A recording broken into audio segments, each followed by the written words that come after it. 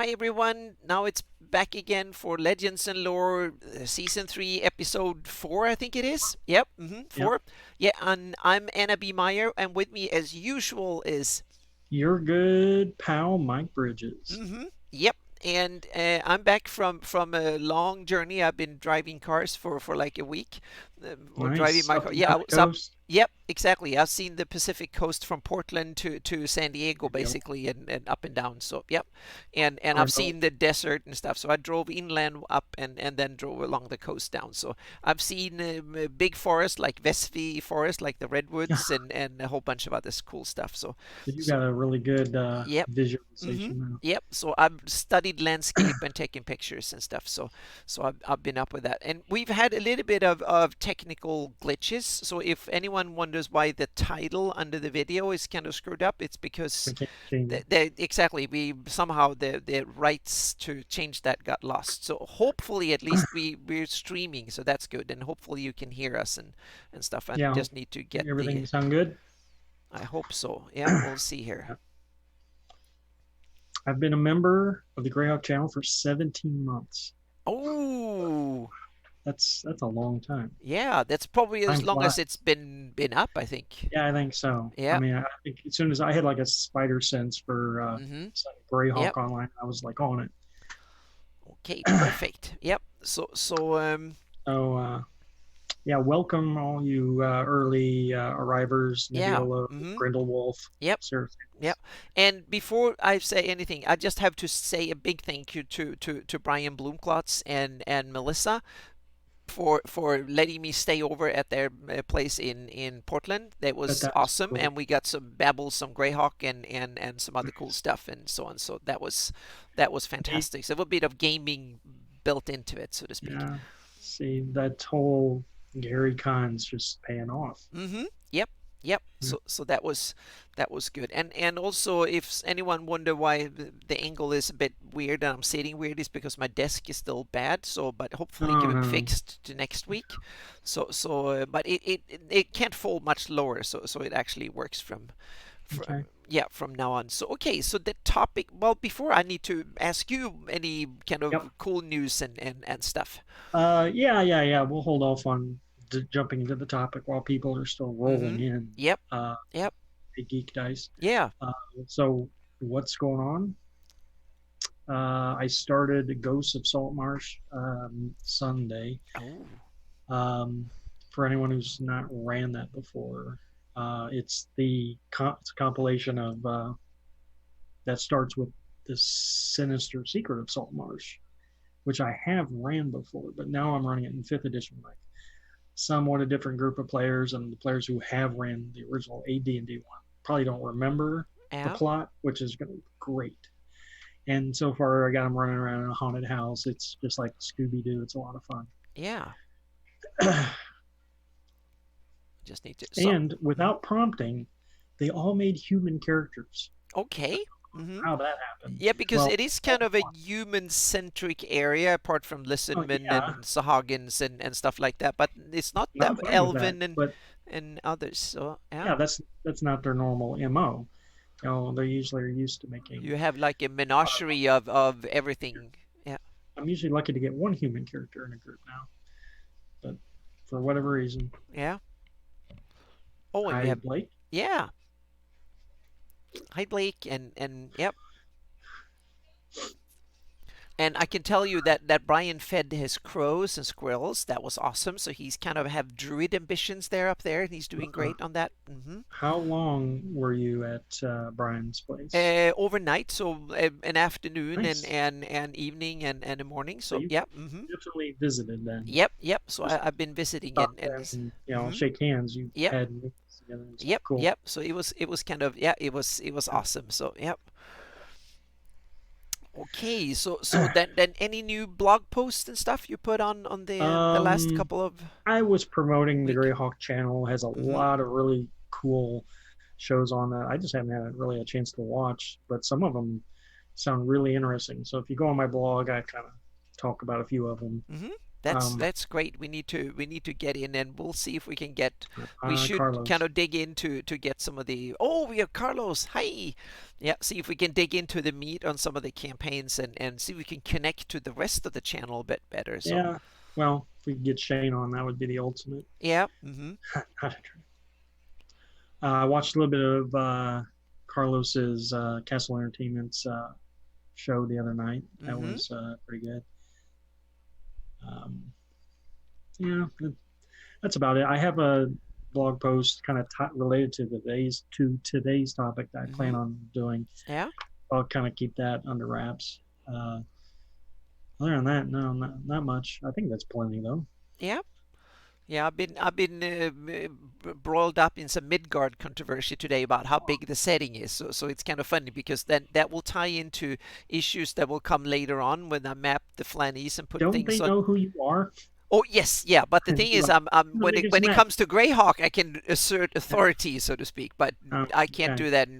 No, because Wolfgang is the authority on.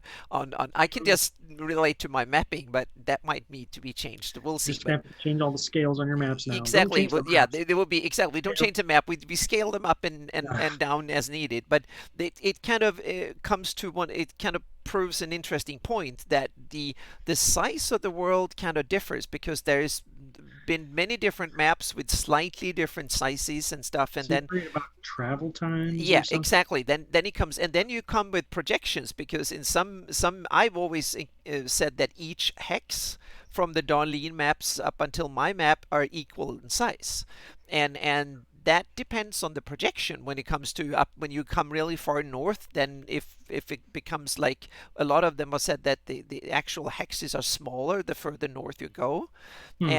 so that will Uh, be some of these issues. So once I start putting the map and into a proper GIS system and start making properly projected maps, the actual travel times between cities and stuff will probably change a bit because they will be squeezed and squished and bent oh, a bit. Yeah, so that will be kind of interesting. Yeah, and Blake has a midwinter down there. We can I can tell he's not midwinter here. It's no, lovely. it is not Yeah, winter. 85 degrees or more like 30 degrees Celsius, 85 degrees Fahrenheit. So yeah. So when it comes to Greyhawk, I've just been in the planning stages of a whole bunch of stuff, collecting map notes and what I will dig into first will be that the only thing I can probably manage before Gen Con it is to get my revision, my salt marsh area revision out. So there will Mm-hmm. be and That'll I be had timely. yeah. So I had a conversation with Jay Scott today, and we kind of looked at it a bit, and I kind of probably figured out where I want to put Bale Keep because Bale Keep is one of these interesting things that was added in Living Greyhawk and is not mentioned in the Ghost of Saltmarsh. So it's kind of it's one of these extras. So they put a lizard folk lair and a Sahagin lair at those Yep. places where the Bale Keep could be. Oh, So I have to put the Bale Keep actually, I somewhere have in that right between. here. Yeah. Yep. That map. Uh, So then I that I one. cut this actually off because this is the part I let my players see. And I had, Ah. Okay. Yep. so there you go. No spoilers. Yep. Yeah, A so I woo. will have to kind of get the Bale Keep to kind of t- coax it in there somewhere in between all the stuff that are from the Ghost Good of question. Saltmarsh, and I need to redo the actual coastline a little bit too. So yeah. With the Wars of Rage, how would people feel when foreigners show up with an accurate map of the land? Oh, Hmm. hmm Hmm. that's So is this a yeah. way to explain the discrepancies then? Yeah, and it can be, and it's not a big mystery because just look at the medieval times. Look at maps from the year 1000 to 15, 1600. Be, be, then up until it was like in the 17th century, some roughly like that, we start getting modern survey method with the theodolite and you can kind of you triangulate the terrain so you can go to a hilltop and you had these when you had a compass and you can measure the distance, and you had directions, and you started using triangulation, and before then there were no accurate maps. It was they were roughly accurate, but some they were more or less, Pronunciation. yeah, Yeah. they were kind of, yeah, they were all over the place. So I can simply I take the Darlene as a map like that, and then I have to go out and now make the real terrain, so to speak. And then it's time to make new player maps that are screwed up one way or the other as props. So the need Hmm. for new version, or like additions to the Darlene map is not going away, because I love that map and I want to see more of it. So that's one of my plans for the future, would be to see if we can. Speaking of Yeah. Darlene map, I still haven't done anything with that font yet. Oh, you haven't? Uh-huh. Um, Yeah. just jogged my memory though. Yeah, I've used it now for half, like 6 months or so. I used it in my promo things and stuff like Yeah. that, testing it out. And the first version was kind of glitchy, so I had to kind of adjust things, but the latest one seemed to work really well. So yeah. Yeah. Screwed up maps.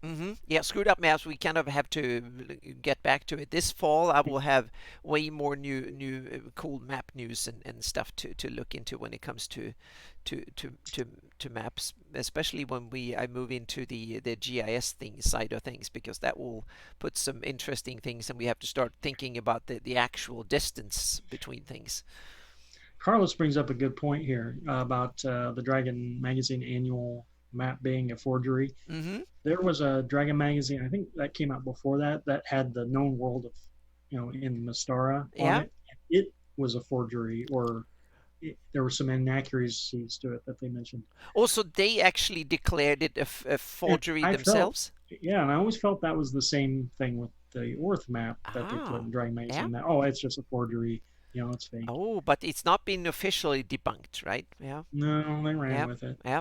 I have one that was tributed to Eric Mona during the LG campaign. I don't know if that's true or not. It's just in my notes that it was somewhere that was said that that was Mona's sketch or whatever it is. It's Huh. and it's very close to the one that was in Earth, the Best Yeah, of Earth correct. journal. Yeah. So, but I will kind of work on my take on it, and then present it this fall, and then we'll see what we can do. Yeah. Ooh, Carlos is throwing down the gauntlet. Oh. Yeah, I love the idea that the Vecna produced false maps to that. That's kind of All right, super Blake. cool.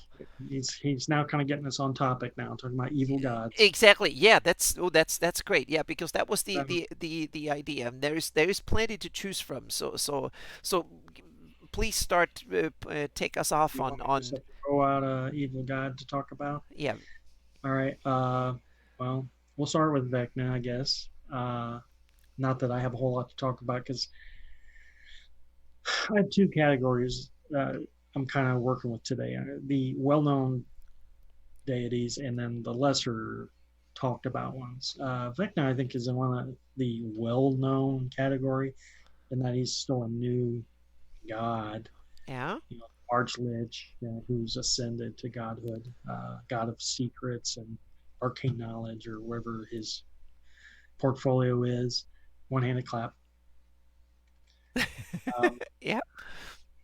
so I like Vecna. I like Vecna more than I use. I kind of wish that you could put Vecna right in that spot and just have Vecna be like the evil overlord of the North. I think having two of these demigodish sort of characters from Orth ascended like that is much. And thank goodness Vecna's home plane, I don't think, is the Prime. I think he lives in like one of the quasi Yeah, elemental he planes. had that demo playing Cavitus or whatever it was called. I Yeah. think that was, but was that a part of the um oh the oh, hang on a second here. The evil campaign, or the vampire campaign, that I forgot the Well, he was in Ravenloft for Oh, a while. exactly, Ravenloft. Yeah, That's the yeah. name. It But was I wouldn't say he Cavitus was was there. part of officially part of Ravenloft, right? It was replicated. Ah, One okay, of gotcha. the real ones in the elemental plane somewhere. Ah, gotcha. I think it's Ash. Okay, Um, yeah. That's appropriate. But it's uh, interesting that there is a number of demigods and gods that springs from real things that, or entities or people that they were people. You have like Ayus is the perfect example, Vecna, yeah, and even Cuthbert seems to be like someone who Sunless used and to be a Immortal. hero that ascended to godhood somehow. And I've always been a fan of that because it tells players, hey, I can aspire to be a, Yeah. quasi Yeah. deity or Yeah. a And you have demigod or something. Mayahaini, or however you pronounce it, seems to be another one that kind of, Yeah, bringing the outside characters seems to be a yeah, trend. it seems to be some old gods that have been there since forever, that just old, Exactly. and then you have the upstarts like Ayus and Vecna and others who come in And and Vecna yeah. Lives is a great module. hmm I don't know if anyone here's ran it. I've No, I never haven't read it. I've just read it once, but read it. yeah. hmm Okay. It's not really so much a spoiler, but the plot of it is Vecna has some kind of MacGuffin where he's trying to cut off all the other gods from Earth so that they're not getting any of their that devotional power or Yeah. however.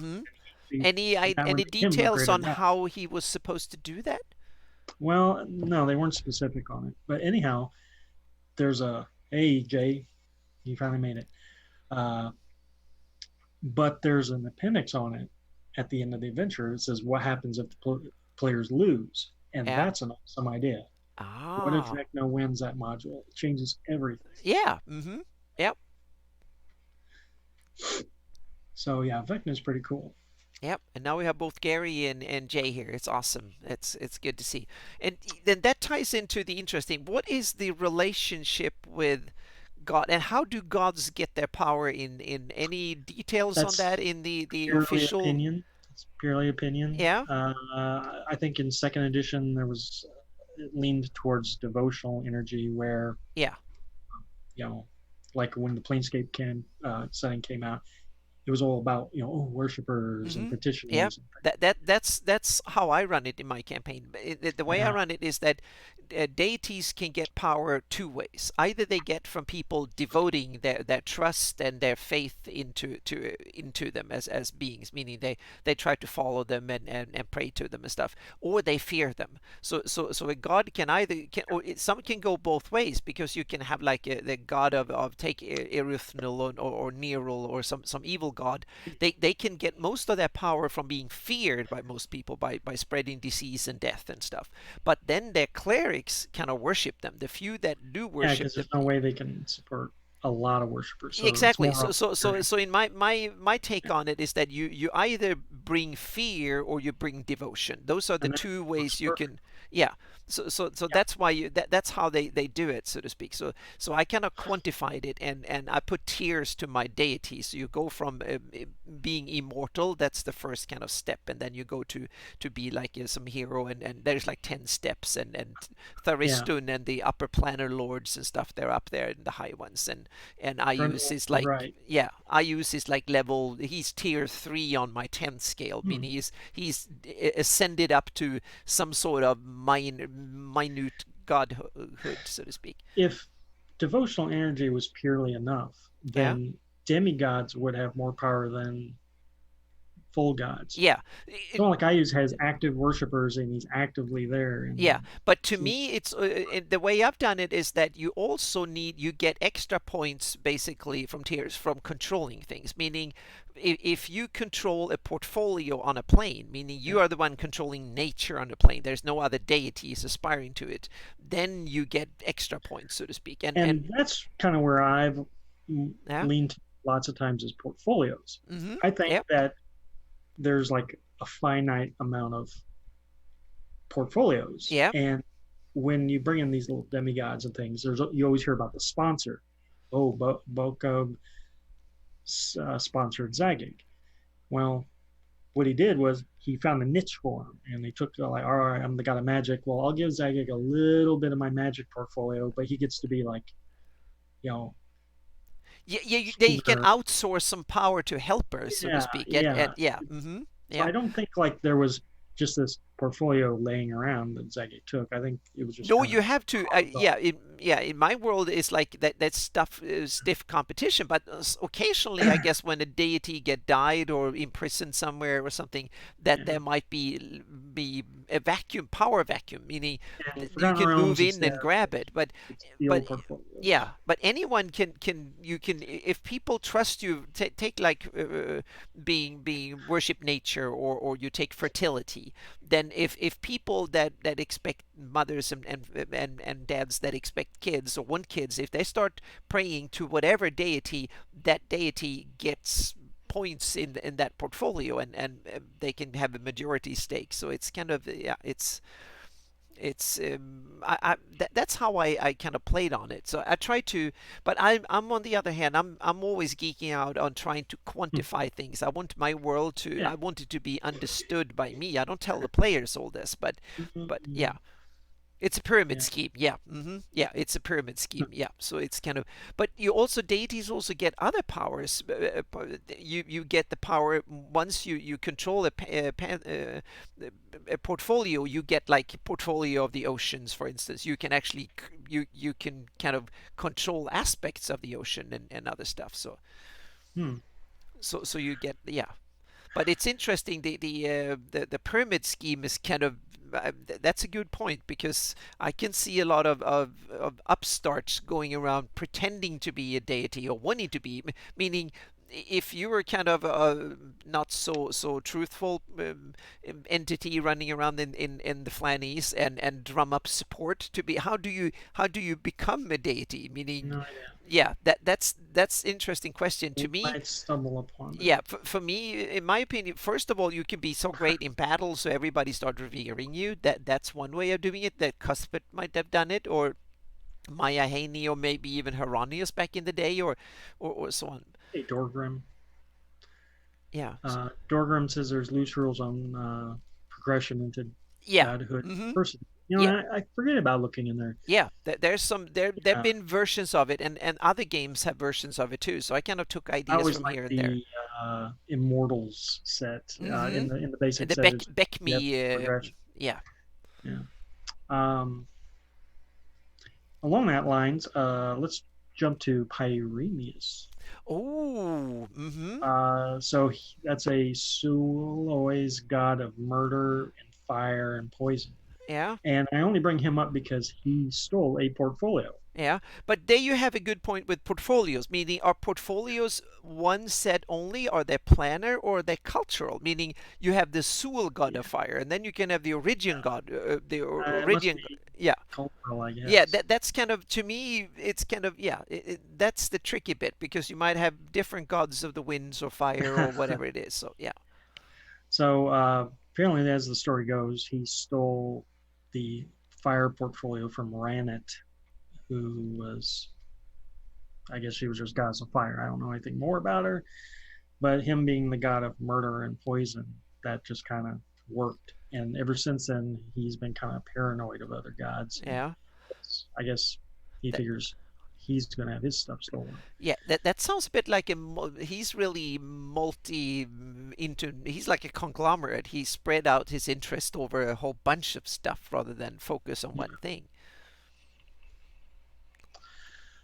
Yeah. I really I can't remember anything about Rhino off the top of my head. That's the sad part. Well, Uh, yeah, you it's write things and then easier to then yeah. research things sometimes and to know them off the top of your heads. Uh, yeah, yeah. Anyhow, Pyramus he's interesting because in the Dragon magazine article that featured him, he is supposedly looks like a Germaline. You know, he's like a human-sized Oh, Germaline. You know, okay. the little assassin killing Mm-hmm. Yeah. critters, and it's like, why? You know, why is that? Is he also worshipped by those little Oh, like critters as the well? ready ones, or the, Yeah, yeah, I yeah, don't know. yeah. Um, and he lives on the plane of Hades, which is also interesting because two of his weapons are about Hades. His sword is really badass. It's called the Red Light of Hades, which But I guess then that's like where the death gods normally would hang out, so to speak. That we could or talk a lot about planes, yeah, the way the that's gods because manage it. that kind of ties into it, and somehow I love the planar mechanics from in the outer planes, but somehow sometimes they are kind of a little bit Well, yeah, it's mythology is kind of butting up against Gygaxian yeah, alliance yeah. system. And they did some adjustment to that, especially in like fourth edition. They revised a lot of the planar. They even revised the alignment mechanics, but also the planar mechanic, the planes and stuff. So yeah, So I'm going to segue now from Hades to another deity who lives in Hades. yeah. And I'm sure this is one of the favorite for the viewers here, and that's Encabulus. Oh yes. Encabulus is from Hades, and is probably the most evil of all the gods, uh, in that he is so hideous and deformed and evil looking that the other gods are scared of him, which says a lot. And as portfolios go, he has a great lineup of plagues and sickness and famine and droughts and disasters and nightmares. Uh, you could make two or three gods just by breaking up Encabulus, right? Yeah. Like all this worst stuff uh, rolled into one. Yeah, Grindelwolf Mm-hmm. is Yep. he's with Yeah, Encabulus. and he's also a major god, and that we come into something else when we rank them in power too. But let's go to that later. So yeah, He's major, and he's also one of these gods that is uh, feared by mortals. Like anytime any of this bad stuff happens, yeah, you have to everybody's yeah like, you have to "Oh, kind of be Encabulus, scared of maybe." yeah be scared of all the Yeah, sickness and disease and yeah. all He's the yeah guy that people probably throw salt over their shoulders exactly to do something keep him alive. stave him off. Yep. Yeah. Yep. Uh, the other, oh yeah, Dorgrim's going to bust out the box set. Yep. Awesome. Yep. One of the other things I really love about Encabulus is how he supposedly he rides on a nightmare. So you got this, the god of nightmares rides on a nightmare, and then he is like accompanied by these night hags. So he's like, just the visuals you get from him is Yeah, and awesome. I get him that he's kind of the house goddess of the night Right? hags. They really revere him, so to speak, rather Yeah. than fear him. So I Yeah. don't know how such an awesomely evil character like this is underused. Uh, Yeah, he's kind of the epitome threat, so to speak. So if you had him and you made him powerful enough, he will be Satan, and he will be Lord of Mordor, and all combined in one well, way. just as cults, really. Yeah. The cult of Encabulus Yeah. could come at you from many different directions. They're trying to cause But plague, maybe he doesn't need drought. cults. People fear him so much that he has so Uh, much power anyway, so he doesn't yeah, need to yeah. bother with all the little nitty bitty, because it probably takes a lot of effort and Oh, management to manage a cult. So yeah. yes, Gary, I agree. The big three of Nerl, Thurston, and Encabulus. Yeah. Yeah. Maybe they hmm were such a big three that two of the three conspired against one of them. Yeah. That's interesting. You have those three, and then you have the Ayus and Vecna as some subordinate little plot makers in that hasn't that they're the upstart, so to speak. Fun fact on Encabulus first edition statistics, because back then all the gods, not all the gods, but a lot of Gary liked to They were studied out. stats for the Yeah. gods, yeah, in case you wanted to fight them. Fun fact on Encabulus, he can cast a permanent sleep spell. Think about that. Permanent sleep spell. Yep. Yeah. Then you need a wish or something Yeah, it can to be undone, but yeah, not yeah, easy. but you need some powerful magic in order to get out of it. Yeah. Uh, but that's about all I have on. I might come back to Encabulus in a bit. Yeah. But, But then we come to that interest that fact with the deities have always in Greyhawk been kind of tiered in greater deities and intermediate and lesser and demi, and then hero or quasi yeah, deities and stuff. So is the that something that tier. you've kind of Well, I've yeah. yeah. I know in third edition in the Epic Handbook, or maybe it was the D's and Demigods third edition. I can't remember. There was a really good ranking system on it. The Mm-hmm. divine ranks, Yep. like from I can't remember if it started at 0 or 1, but it had it all just ranked all in a row there. Mm-hmm. Quasi, Yep. demigod, on up. And the Yeah, I interesting thought thing that is, was what kind of in-game mechanic difference did it give, so to speak? What was the what was the purpose of I doing don't it? really, I can't remember off the top of my head. I think like certain, like if you were a greater god, you could have X number of avatars Yeah, running yeah. around at the same Hmm. time. And also that there was some in some edition early on you couldn't bestow spells up to a certain level. So demigods could only bestow up to what was Yeah, it that third or fifth was level or a something. little weird. So I use clerics couldn't use ninth level spells, for instance. If They you always said, "Oh, they must be getting it from somewhere." yeah, yeah. So that was, Yeah, but those were there was some scrutiny. But I've and always then yeah. demons and devils should be deities, but they didn't have divine rings. I That don't know. that's the thing. For me, I never seen a difference between planar like big demon lords and devils and stuff and deities. I've always treated them the same. So meaning Asmodeus who runs Yeah, hell, he has a really high rank and the way I've done it is that these planar lords they have so many underlings there who fear them or are devoted to them that they get their power from there. They don't need mere mortals because they then when you have powerful beings like take Grast, for instance. He that's has a number of demon lords that obey him and worship him or fear him. So that means that he gets so much power from that, and also a lot of other creators of various kinds that lives on his layers in the abyss. yeah, yeah. Uh, Overlapping competition works Yeah. against each other. Mm-hmm. Yep. Uh, yeah, good stuff, guys. Yep. Let's see. We're we're rolling along nicely here. Um, could definitely talk about some of these guys all day long, Oh or yeah. we could probably Mm-hmm. cover all of them. I don't know how, Yeah. where this will exactly go. And Uh, and some of them are interesting because some of them have a cultural origin and then they've turned into common gods. yeah, Some of them are like Flan to begin with, or they're which Oridian or Sul, and then they become like common is gods. because of the migration. Yeah, exactly. They become feared or worshipped more common. Yeah. Were created at a time when there was no overlap, and then after those, invoke devastations and things, then they Hmm.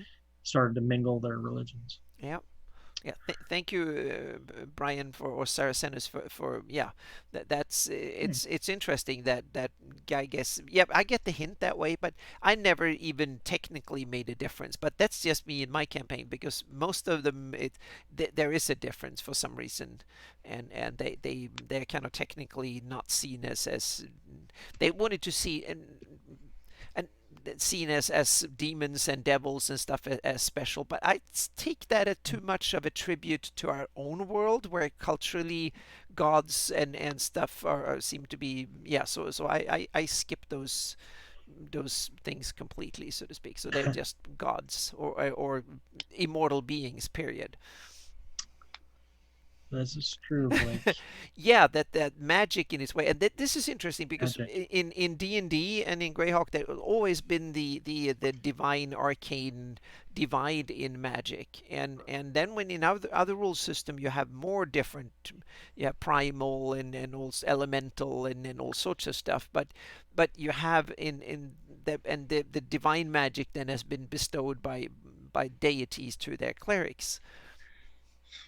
It reminds me of something though about magic. In Forgotten Realms, sorta. I assume this is the way it is. Maybe this is how it is in popular fiction. If a god is away for a while, like death takes a vacation, no one can die.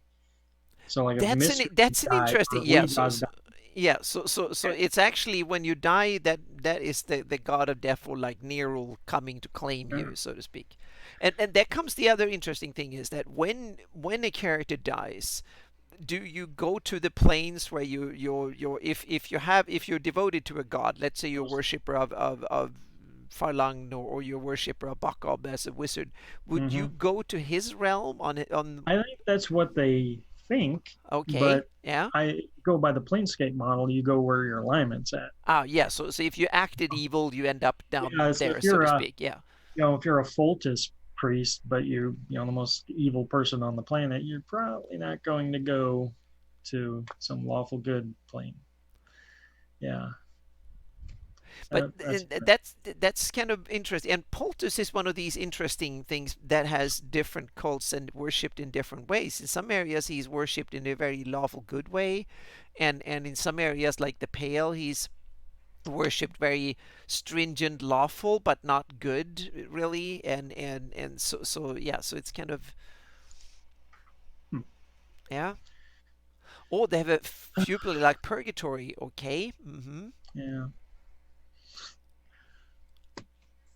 And there is a hodgepodge of these kind of myths from mythos when you have the river Styx, and you have the daemons or daemons, or however you say it, that the uh, oarsmen, the boatsmen that's supposed to take you across the river Styx and stuff like that. So they build on a lot of established myth from the real world that is yeah, baked into it. So and to me it seems like a gradual, because in the early days they didn't have that much figured out, so they used a lot from real life, real world religions and myths and stuff, and put that into the game, and then that gradually been replaced with, because now game worlds like settings like Greyhawk and Forgotten Realms and whatnot, they have developed their own traditions now that are almost rivaling the real worlds in some sense. That hmm, there is now enough lore to fill all these niches, so you kind of don't need to use yeah, real anymore. So, and that's something I've seen. Meaning, go back to the first deities and demigods, and there were Greek gods. There were all sorts of even the Finnish yeah, ones were there. But right. later books, you don't get much of that anymore. All of a sudden, it's that you tone down the real world and put the fantasy aspect to the whole thing, which I kind of like better Yeah. than the real world stuff, to be honest. Well, I guess early on in D&D, you needed familiar Yeah, things yeah, yeah, to because that was the yeah. explain Mm-hmm. how things Yep. work, and then Yep. now it's a more sophisticated game, right? Yeah. So Yeah, so but it's interesting to see how it made that journey gradually over the decades, so to speak. And since yeah, there's Greyhawk a lot was of so early out, that Greyhawk had probably suffered more from that than other worlds. And now I'm that. reading Lord of the Rings again, and there you basically don't have any gods and clerics and priests that way. He seems to simply just ignore that bit. You have wizards and other immortal beings that goes around and in some ways seems to be immortals, from Baelors to the wizards, and Gandalf himself becomes one, and you have the Lord of Mordor is himself is some sort of evil overlord god, a la Ayus or something. So it's there, but it's not spoken out, so, or like Yeah, outspoken, and you don't talk about temples and priests or anything. no, It might have it's been that Tolkien himself was an atheist and he didn't care much about it and he just ignored the whole thing. Yeah, yeah, Gary's right about it lacking a polished mythos. In fact, I yeah. think when the folio first came out, there was no gods in it. So, like a 3 year span. Ah, Thrown so in. that was introduced from the full in the box set, but was not in Box the set. folio. As Okay, far as I'm, no, maybe yeah. the magazines, then the box set, or Ah, okay. box set.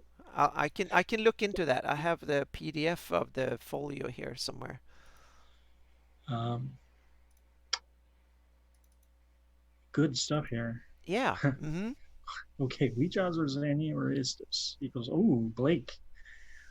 In my comic, Weejaws is the Raven Queen.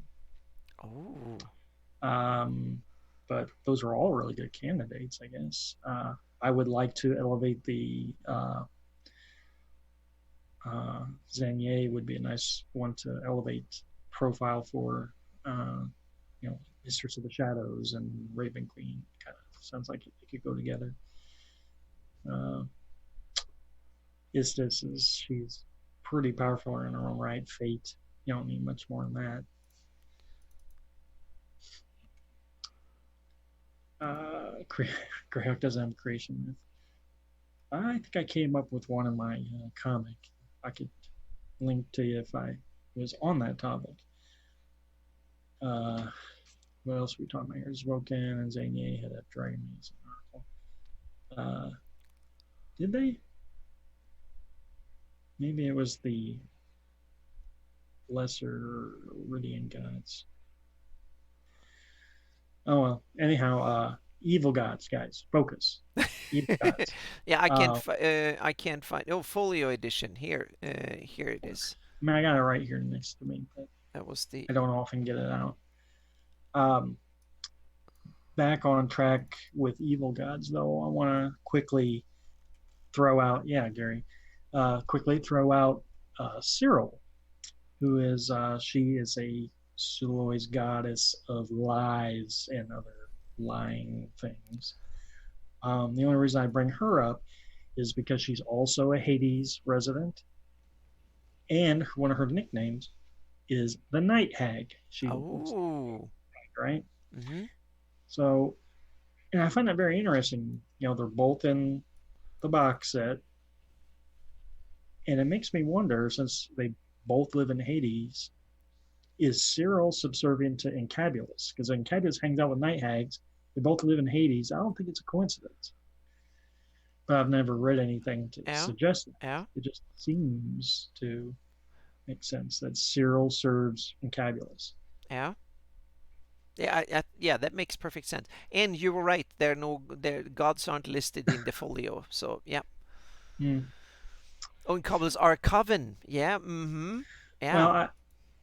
maybe not Pyreneus, but another one I can quickly throw out is Beltar, another female Suloi's goddess. Ah. Evil is all get out. Malice, caves, and pits. She's a shape changer. She can change enough things like beholders, dragons, and things. Uh, Nasty, evil type goddess. So I think Beltar, Cyril, and Encabulus would make a good trio. And then Although, we have the gods impersonating each other, and that's hey, another interesting chapter. And then we have the obvious enigma, the elder elemental god, and yeah, yeah, I and tap stuff dancing like that. around So, for yeah, them. so it's kind of. But so the gods are some gods just different aspects of the same underlying god, just from different cultures Well, and stuff. Or how would that work? Gary in chat would tell you that these gods have different personas in the different cultures, which is fine. Uh, I don't know much about the pantheons of uh, like the Omen and Yeah, Robs and whatnot, but they yeah. certainly have the same portfolios. Now, are they separate gods or just different likenesses of ones we are familiar with? I guess that's your mileage may vary on that one. Yeah, Gary has a wonderful, interesting comment that Hextor worshippers and Heronians were rivals that were fighting, but they had the same goal to strengthen Aerde against his enemies. That's a very interesting thing, uh, aspect to it. yeah. Yeah, Um, Hextor and Haranis are brothers, and I'm sure they, uh, in their backstory, there is some cooperation. Uh, but as the reading went in the box set, Haranis was always better at everything than Hextor, and Hextor got jealous. And that's probably when he turned to the Lords of Evil trademark and got some extra arms. Because, well, if Haranis has 2 arms, 6 has got to be better, right? Uh, so, yeah, now we're on Hextor, which is one of the major, well known yeah, evil mm-hmm, gods. yeah. And he's, I guess, the main god of the Great Kingdom. Uh, Or at least he became that during the Nalex times yeah, when they turned to evil. Then he right. seemed to Which that is kind of, that's the way I played it out. I simply played it out that was one of the things that Nalex's got in the deal when they made the deal with the devils, so to speak, or with hell to uh, yeah. Okay, so Gary says the code of chivalry prevented them from fighting each other. Well, I don't think that's true now. uh, Hextor, though, really interesting because his home plane is Atra, another one of these evil planes that, they try to justify it. This is the lawful evil Mm-hmm. uh, part of the Great Wheel. Yeah. And he's very well known for being from Atron. And he even carries an item called the Trumpet of Atron, which summons undead or whatever. Um, but then some of his other titles is like the Herald of Hell. Yeah. Hang Mm-hmm. out in hell. So I Does guess you he? have to live outside hell to be a herald of Yeah. hell. So Did yeah. he? Are the Lords of Evil? This was discussed in Cannon Fire recently, by the way. Does Hextor, pay service to the Lords of Evil who live in hell? Are they devils or are they gods? Who gave them the arms? There's so Yeah. many questions. So many questions. And one of the other interesting things about Hextor for me is lawful evil god. All right, so he's just the other side of the coin from Hieronymus. He's Yeah. lawful, just evil or good, right? Mm-hmm. Well, one of Hextor's symbol is the symbol of discord. Yeah, which So to me seems very it's not chaotic real. in Yeah, many ways. chaotic. Yeah. Mm-hmm. Right. Yep. Right. That's makes no Discord is sense to kind of me. the symbol of it's like that's chaos. Yeah. Ooh, I like Brian's idea here. Cronus, Hextor, Bahamut, Tiamat. Yeah, yeah. Kind Yeah, of that's yeah, right. yeah. Mm-hmm. Yeah. That's an interesting yeah, mm-hmm. Okay, well, Blake's sort of right. He's creating discord in his enemies. I guess it's a way of riling them up or Yeah. whatever. Yeah. Um, eh, Still, I would think that's more of a arithmal type thing to do because he's the envy and malice and hatred, and just like Mm-hmm. he's the berserker in war. Where I would think her Hextor is more like he's a battle, war god, Ares type, and he would want to Yeah, and I sort of don't fight. see Hextorians as going madly into to Yeah, fight. I think they yeah, they go with the intent of doing atrocities and they also but they want to be skilled and organized in doing them. yeah. Hextor, obviously is looking for an advantage. He got extra arms. Uh, he Thus he has more weapons. Yeah. Creating discord in his enemies, maybe that's just a way to get his advantage in battle. I don't know. But to have that be a symbol seems kind of weird. Um, but hey, Hextor is one of my favorites. He was always one of my favorites doing the comic as well, Yeah. because Yeah, you've had forms. extensive knowledge and use of the gods and all that, their kind of cool intricacies and stuff. That was one of the mainstay of the comics. That was fantastic. Hextor Yeah, Tyranny. towards tyranny. Yeah, Yeah, yeah. I yeah, get the sense that that was what the yeah, whole point was about to prop up Nalek's house and his regime to be the old tyrants of Great Kingdom, and that was the whole idea. definitely, definitely. Yeah. Because once he's won and conquered everything, then he's the tyrant who, you know, Yeah, and there's another interesting thing that comes back time and time again when I read about the deities and Greyhawk is that there seems to be some sort of understanding between the deities, some sort of pact over the alignment saying that deities don't act straight on the prime material plane because if one do then all the others can come in too, so there's some sort of gentleman agreements between the gods and they kind of to not act directly. I've really softened on it. Yeah, yeah, I've realized that that wouldn't work. I don't know who started that. Yeah, exactly. But I think Okay? Anyone know? it's been mentioned so often, but I don't really know where the Because original source is. But to me, it everything seemed I read, yeah, especially in the box set, yeah, case the complete opposite. They all Yeah, yeah, roam the prime yeah. material And plane. the reason that the way I've tackled it in my campaign is that the gods have two options. They can either send an avatar or they can go themselves. And sending an avatar has the benefit of they don't That's have to pretty risk their cool. own skin, because if the avatar gets killed, they can reform over time, and Right. yeah, they don't Yeah, risk like getting Blake killed. said. Yeah, but the drawback by sending an avatar is that they send a magical footprint. They can be detected, so to speak. And yeah, so the way I've done it is that the other deities can sense, and even powerful magics and stuff can sense an avatar, its presence, and they can also sense from where from it's controlled. So they can sense where the god is when it's controlling the avatar.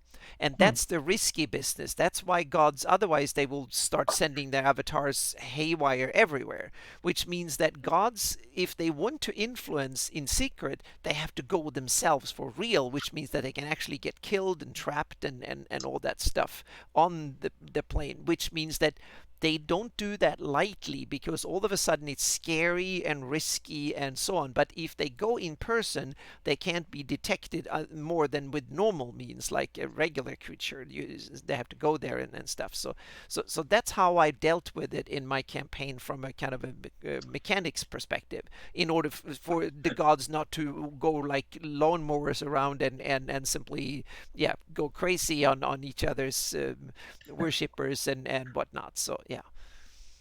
So Grindelwald brings up the good thing about Thurisdan, but we'll come back to that because Brian says we need to talk about Raxavort. Okay, well, the big T, we need to talk about him especially, but okay, yeah. Okay, let's talk about Raxavort. Yep. Raxavort, He's if the god you of, is that rats and squirts or whatever? rats Yeah, and whatever they're called, rat creatures. sparks, Yeah, the yeah, the everyone were should rats know and stuff like he's that, right? that little blue god.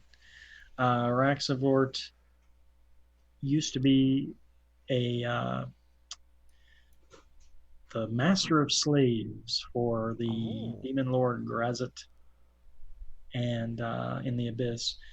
And as the story goes, he elevated him over the other slaves because he had superior capabilities, the text says. Now, what was the superior capabilities that Raxacor had that other Sparts did? That would be nice to speculate. I would say intelligence, or maybe Yeah, shape ability. yeah. I'm not sure what his superior capabilities were, but he was cunning enough that he then led a slave revolt that, according to the text, lasted months and resulted in him fleeing to Pandemonium Oh. with a bunch of treasure. So he beat Grazit and got away with it. Um, so yeah, he's a really fun, interesting Yeah. one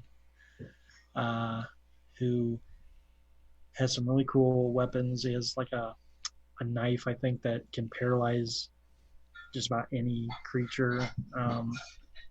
Like I said, I think he can shape change. Just as in general, uh, mean little dude. And I think he would be. I don't know how there came to be a Svart god in the base book when there wasn't like an orc or a goblin god too. That's another oddity. I would like to know what the origin of that selection was. Were rats, yeah, yeah, that makes sense. So Rexavort, and I used him a lot in my comics. Did a whole Christmas special on him. In case you haven't seen that before, I know Brian has. Burglary, Yeah. backstabbing. Yep. Um, Okay, big T. so what more can you say about Raxar? Big T. Yeah, All big right. T is the we can't go around. We have, when we talk about evil deities, we have to talk about Okay. Thuristan. So there's evil, right? There's Yeah. evil gods, and they always give them their alignments: chaotic evil, lawful evil, neutral evil. And I could be wrong, but I think in the book, Thuristan is evil, Yeah. just straight up E.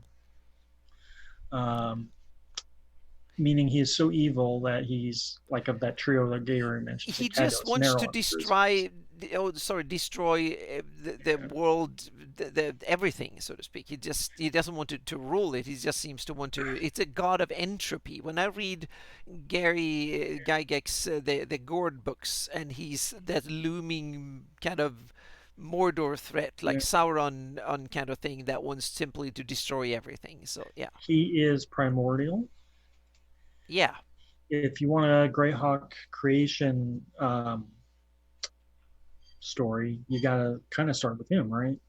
He's the void before creation, and then you bring in maybe yeah. Beery.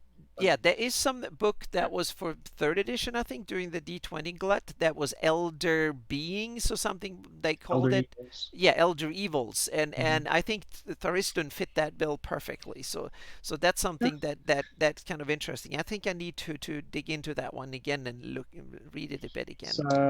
It's a great portfolio. Darkness, cold, insanity. Uh, Mm-hmm.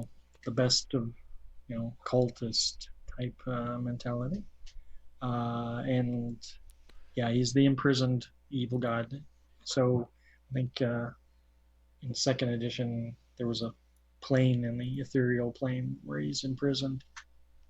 Uh, my pet theory is he was trapped in Ravenloft because that Oh, kind of made sense to me. That if he's trapped there, then he's like attracting other evils. So yeah. I don't know why they never ran with that, but Yeah, that would work.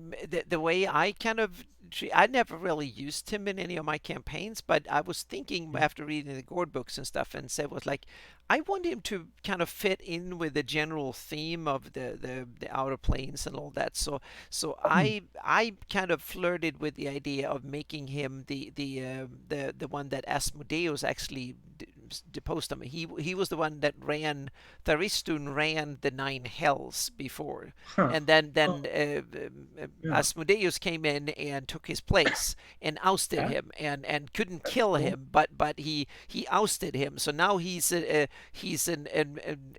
kind of thrown out there somewhere, and he simply generally just wants to cause mayhem, come back in again, and that way and the way I Like, flirted with it was that he the Asmodeus somehow got some of the good gods in on actually sending him out uh, and kind of yeah. imprisoning him. That was part of the deal, so they can get a newbie to run. But so that was part, so he could fool Asmodeus could fool the Thuristan into being imprisoned or exiled, so to speak, into some other realm somehow, so to speak.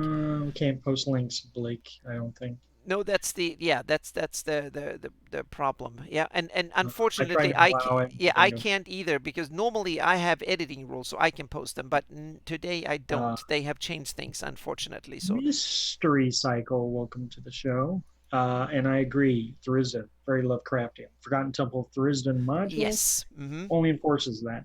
yep, I like him to be like this amorphous god that mm-hmm, you yep. doesn't really have a form or something like that. And it's just a big mystery. Uh, but what else about him? Oh, yeah, all that stuff about the Elder Elemental Eye Yeah, and the association. I kind of favor them being separate. yeah. I think, yeah. And Gary has an interesting comment. I think that Thuristan dates back to a time before planet boundaries were erected in the outer planes. That's a very interesting one. Oh, yeah. Very interesting. Yeah.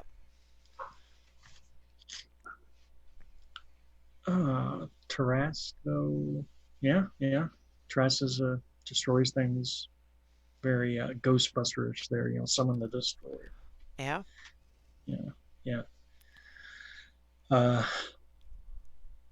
so yeah, Thriz is just one of them cool gods that are just so damn evil. You can do Yeah, you can DM use do him whatever they as want. the general kind of threat to kill all, end all kind of villain, so to speak. The master villain above every other villain. He can play that role. Funny thing is, Nebbiolo, I in one of my Greyhawk comics with the cultists of Thurisdan, they were actually uh, eaten by a Taras Oh, and escaped. So that's how so sinister. yeah, and the Tarask is one of these other interesting things that doesn't seem a god, just a huge monster that's grown out of proportion, or It's just summon. It's like Godzilla, it yeah, just yeah, comes out of the exactly, earth yeah, and mm-hmm, tears up things. yep. Uh, so anyone have anything else on the wisdom? Because I could probably segue from that. No. Mm-hmm. Yep. Uh, I know Brian wants me to bring back the Cultist of Risen comic, but I need some new material to inspire me. Elder Elemental God. You see, I didn't like trying to tie in the elemental evil stuff with Brisden because I felt, if they worshipped Thurisden, then that's what it should be. The Forgotten, you had your Thurisden temple and the Adels. Why have two totally separate gods who are the same Maybe thing? it's a way of Thuristan to get a foot in without alerting the other gods that he's back on the game again. But that Yeah. would be something, yeah, I don't know, yeah. Of course, it's just confusing having a demon queen of fungi living down there. I don't Yeah. know. Oh yeah, Tarask being connected through some gifts. Yeah. Kaiju, totally. So anyhow, speaking of big monsters busting out of the ground, let's talk for a brief bit about the Earth Dragon. Oh, very interesting. Yep. Earth Dragon is an Earth-bound demigod, would you say? It's not a literal I don't know dragon. much about it, so please Okay. indulge me. Yep. Well, this is what little I know. So Mm-hmm. in the Pomarge, under the mountains, is the Earth Dragon, some primordial Earth elemental god, demigod thing, and it's worshipped by a cult, really, an evil cult, I assume. So I don't know if the Earth Dragon itself is evil, but this cult certainly is. And I always wondered if, like, this is another thing, like, is the Tarask the Earth Dragon? Maybe they're mistaking this thing that's sleeping under the ground as I an Earth just Dragon. saw the Earth Dragon as another name for the Elder Elemental God. Or yeah, maybe they're mistaking something else. But Yeah. the module or the book Slavers kind of goes into some detail on the Earth Dragon cult, and it's taken as a literal Okay. god in that book. And So there is some sort of dragon sleeping down there that. I think it would have been just as plausible just to have this cult running around Yeah. with the slave lords, and they're worshiping what is actually the sleeping Tarask or something else. That's a great idea. That would Yeah. have been much more sense. Yeah. Have it bust out. So there might be a Tarask sleeping under the Pomarsh. Or a literally, Mm-hmm. a god of dragons. Yeah. Wow. That's a very, very interesting thing. Yeah. So that's the brief rant I had on the Earth Dragon. I don't know if it's evil, but the cult definitely is. Let's see. Elder gods, primordial elementals. Yeah. So it's probably something from back in the day that if there's an Earth Dragon, that implies that there's like a fire dragon, air dragon. Yeah, that's true. Yeah. Mm-hmm. Elemental dragons. That's kind of a yeah. Tiamat, right? Grindelwolf, the Tiamat would. Earth dragon that fathered the dragons. Mother, if it's a literal dragon. I see the mother and the father Bahamut and Tiamat. I see them as the father and the mother of dragons. Yeah.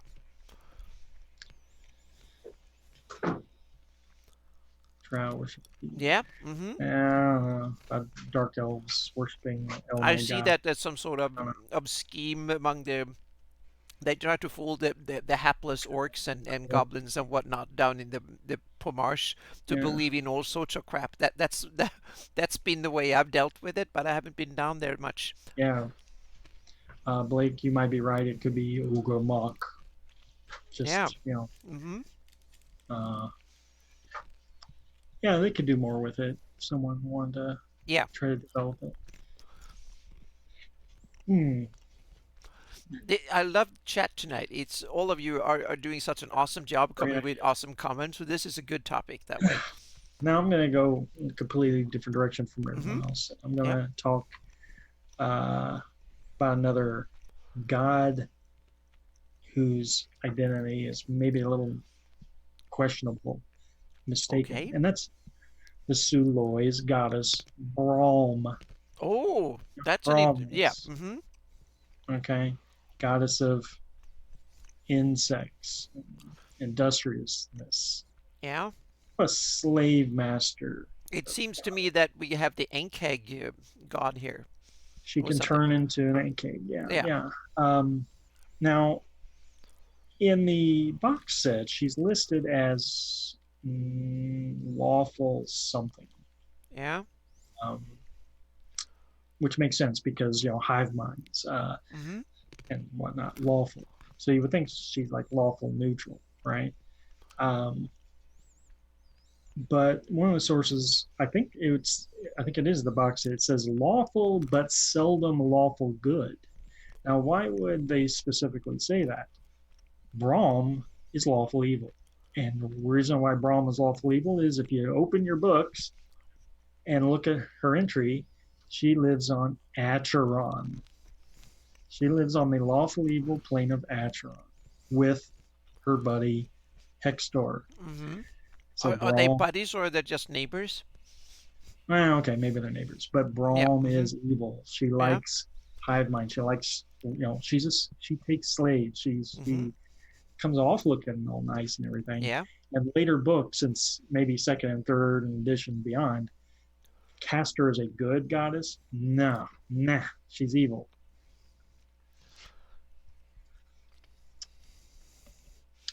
Oh yes, Gary, Brahma's evil. It says so. Acheron. There's no good gods live in Acheron. Yeah, there are things, Brian. Neutral, lawful. Neutral. No, no, she's evil. Are Ankegs Counterpoint to smart or are they tragedy. animals? Yes. Sorry, what was that? Ankegs, are they smart or are they I think animals? I think they're just animals. Yeah, Okay, yeah. yeah, because then they're not really, then they are neutral by definition, I guess. Well, They, okay, insects are neutral, yeah, but I'm talking about extending her to human worshiping. yeah, mm-hmm, So her aspect lends itself more to the lawful evil than lawful yeah, good. Because what lawful good person in the right mind is going to subscribe to hive mind, slavery, and all that kind of yeah. fun stuff? I think Lord Grenenwolf is up to something that she might have Uh-huh. gotten a good price on property in Archeron. I guess it comes Uh-huh. cheap. Yeah. Yeah, yeah. And another thing, Acheron in D&D lore is a plane of battle. Mm-hmm. Yeah. And there It's Gary has an interesting point. Do you have to reside on a plane where you share its ethos, or I would think so. that's what I think too. Yeah. Because I've made some notes about where some of these gods live, and I think it's important. Yeah. Uh, and there's, Palor is not hanging out in, uh, Hades, or if they wanted her to be a neutral, lawful neutral goddess, they would have put her in Nirvana or Mechanus or And whatever it's called. that would suit the portfolio kind of too. But no, Gary put her in Acheron. And I think that's very, Mm-hmm. Yep. intentional. Yeah, it's interesting. They have many arms too, or legs, however you extremities. So then, yeah. And where they live kind of lends into their personality. If I can jump over to Erythnol real quick, he Mm-hmm. lives in Pandemonium. He is a chaotic god. He is, causing all this, Makes slaughter and sense. Yep, just makes sense. craziness. And so Pandemonium, he don't live in Acheron with Hextor. They're both Yep. war gods, but Mm-hmm. one's lawful, one's chaotic. Um, yeah.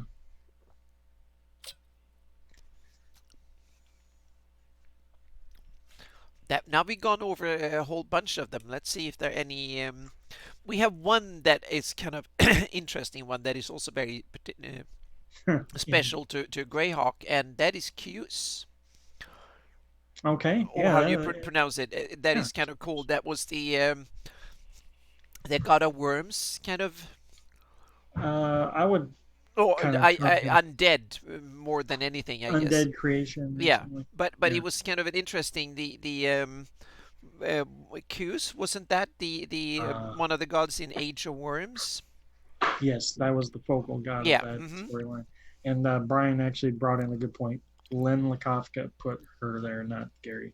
Ah, okay. Then Okay. Jay knows one of the questions you need to ask on the 21st. Yeah. I'm sure Len didn't do that on accident, though. Yeah. I think he was Yeah. really going somewhere with that. Just no one took up Braum as an interesting goddess to work with, and it's gone unnoticed. But Caius is cool in that, like, Neryl's not so much about. I don't think he's a god who is putting undead out there all the time. I mean, he just want to get rid of people. He wants them dead, so to speak, rather than Yeah, undead. I I mean, don't I know. guess he does Yeah. make undead, but like Caius is this weird. He has a different, the worms gives him a different vector for creating Yeah. undead, and maybe that's his niche is how he creates undead. Yeah. And you have Uh, there is a whole bunch of undead competition over the undead portfolio.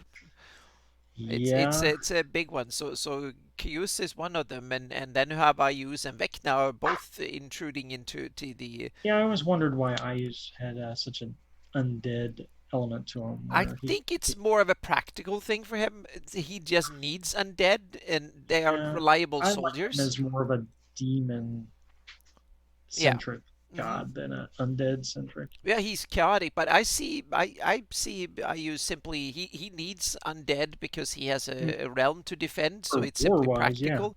Yeah, so it's just it's like from practical reasons. I don't think he likes them or whatever, but they're orcs. practical troops. Yeah. All these orcs don't worship I- I- Ayus. They used Exactly, but to. he can just that's another interesting thing is that they don't they have their own gods. What about that? But on the other hand, orcs they work for anyone who gives them loot, so to speak, and organize them, I guess. So Ooh. Caius, a god for mummies and morgue. Yeah, oh yeah, yeah, hmm, kind of a yeah. And mummies have something to do with makes worms sense. and stuff, and at least mummies in movies, horror movies, are always full of yucky stuff that comes out. Buried, cursed type Hmm. undead. Yeah. Yeah, yeah. Uh, Ithanol was one of the best evil gods for low level PCs. Yeah, that makes sense. I'll come back to Erythnol. So Caius, I ran the entire Age of Worms adventure path. It was really good, kind of centrally located on the map. Took you to a lot of places that you would not have gone before, like the Rift Canyon, um, some places around the Cairn Hills, Yeah. and a great finale where you actually get to fight against him. Hmm. Real big, epic monster fight. Uh, I actually had a couple of characters die in that fight too, which is a good way to go out. Uh, and his backstory was very convoluted. Like he was a priest of Meryl or something like that, and then he moved to the Medio jungle and had his own cult and this and that. And it's real convoluted, but Yeah. uh, still one of the better mortals made gods in the campaign. Yeah.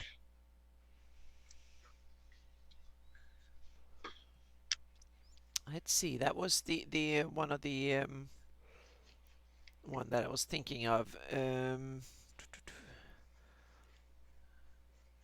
And then you have the kind of obvious demon lord like Gratz is one of the more that one of the first ones come to mind that you have that is kind of it's not a deity technically in any other books and stuff, but he's certainly powerful as one, and Oh he's yes, meddling in Greyhawk business indirectly or directly, and he's the father of Ayus, so he's kind of involved. So there you have one of the other evil gods, so to speak, or at least evil immortal beings that is tied to the Greyhawk setting?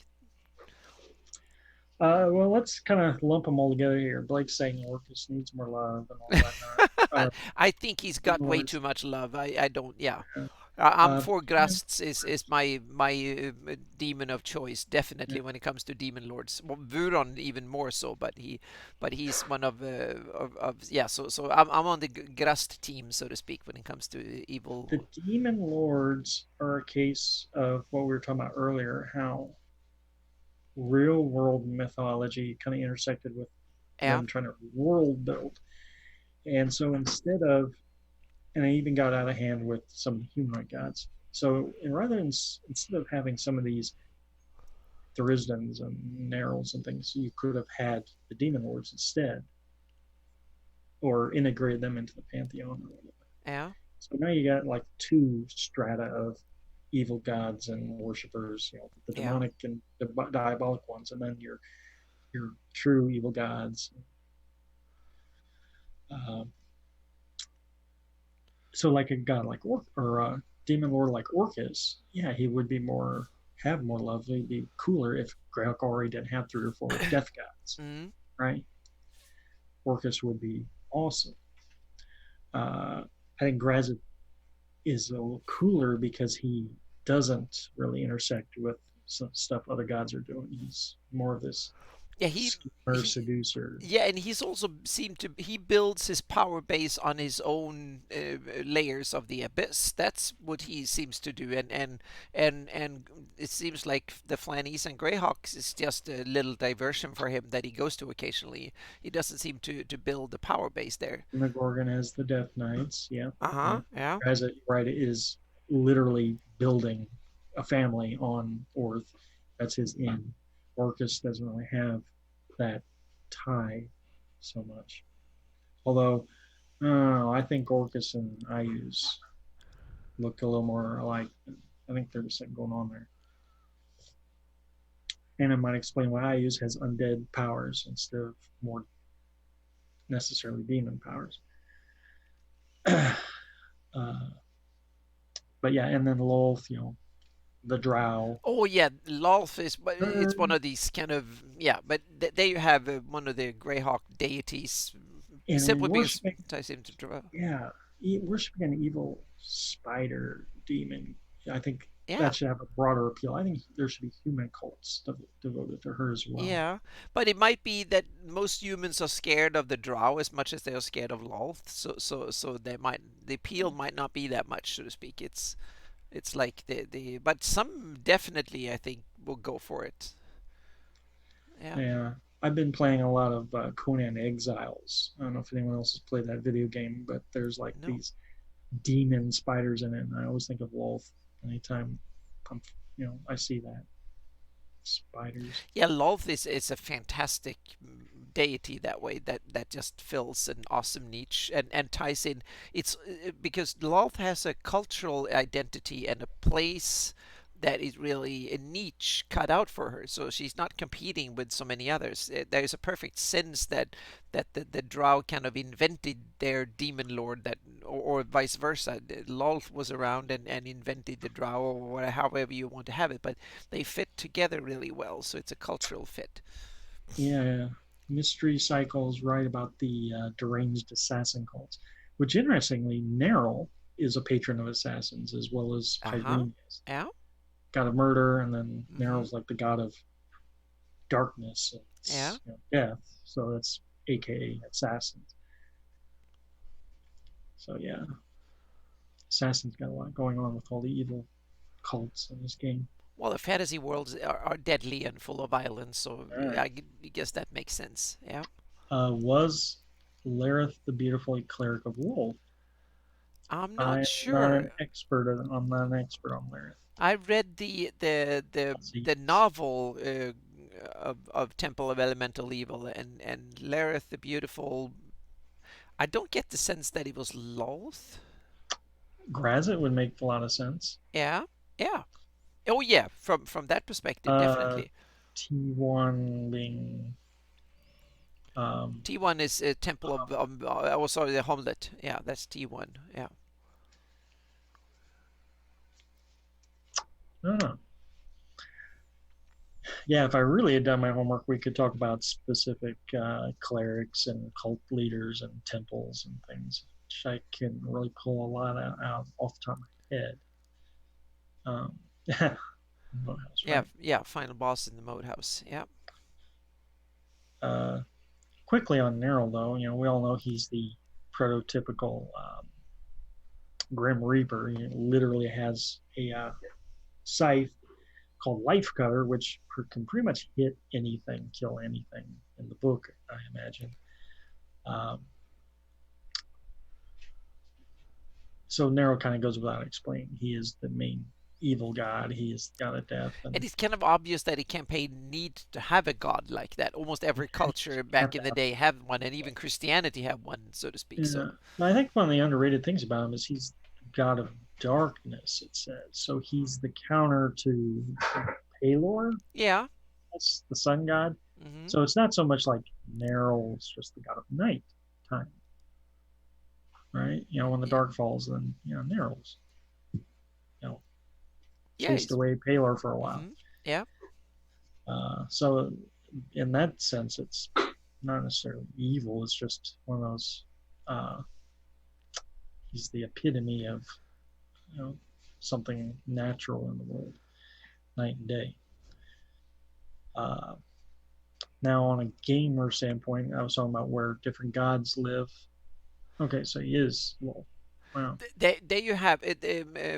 Sarah Sanders or Brian have a point that Gygax had Nero as a front for Diamond Knave Infestix. I just get the sense that he used that because he couldn't use the name Nero because it was published in the early books.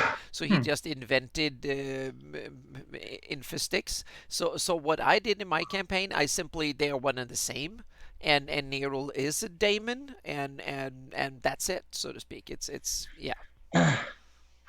Oh yeah, so I was going to mention that Nero lives in the plane of Tartarus, Yeah, that is one of the neighboring planes to and Hades. I think that's Yeah. the neutral evil Yeah, plane. it's one of the neutral. Hades is the middle one. There's like three, I think. There's Gehenna, Hades, and Tartarus, I think.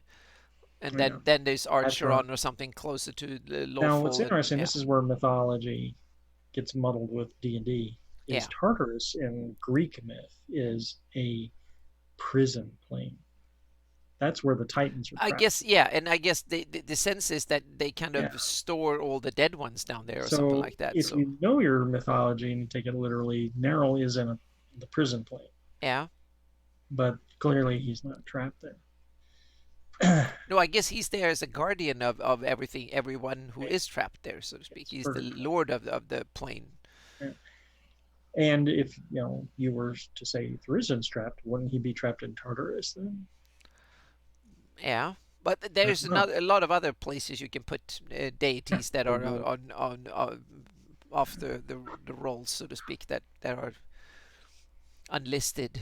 There's many of different ones. You have the whole astral and earthral, and you can make all sorts of demi pockets here and there and whatnot. So Infestix is both the true name, Child of Nero. mm-hmm.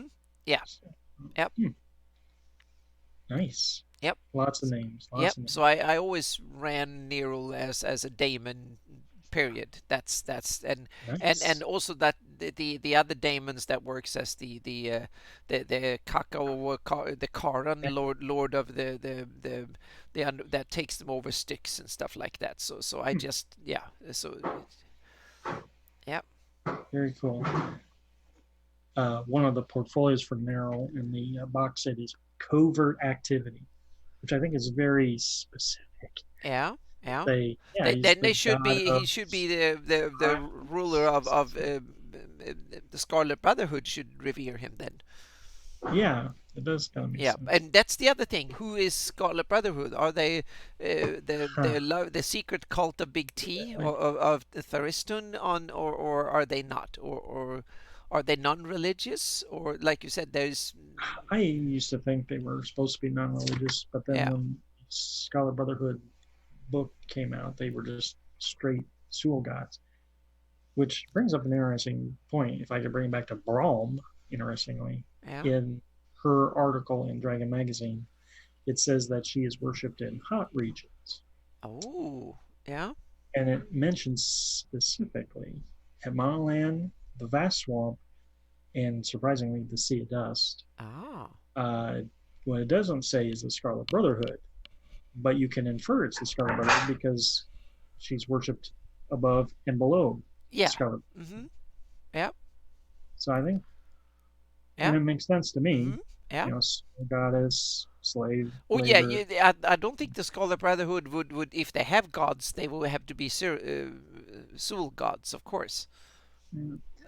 But then there's the type that think they should worship Drisden or something more. Yeah. You know. And Gary has the Sea of Dust is all those three green. Yeah. Mm-hmm.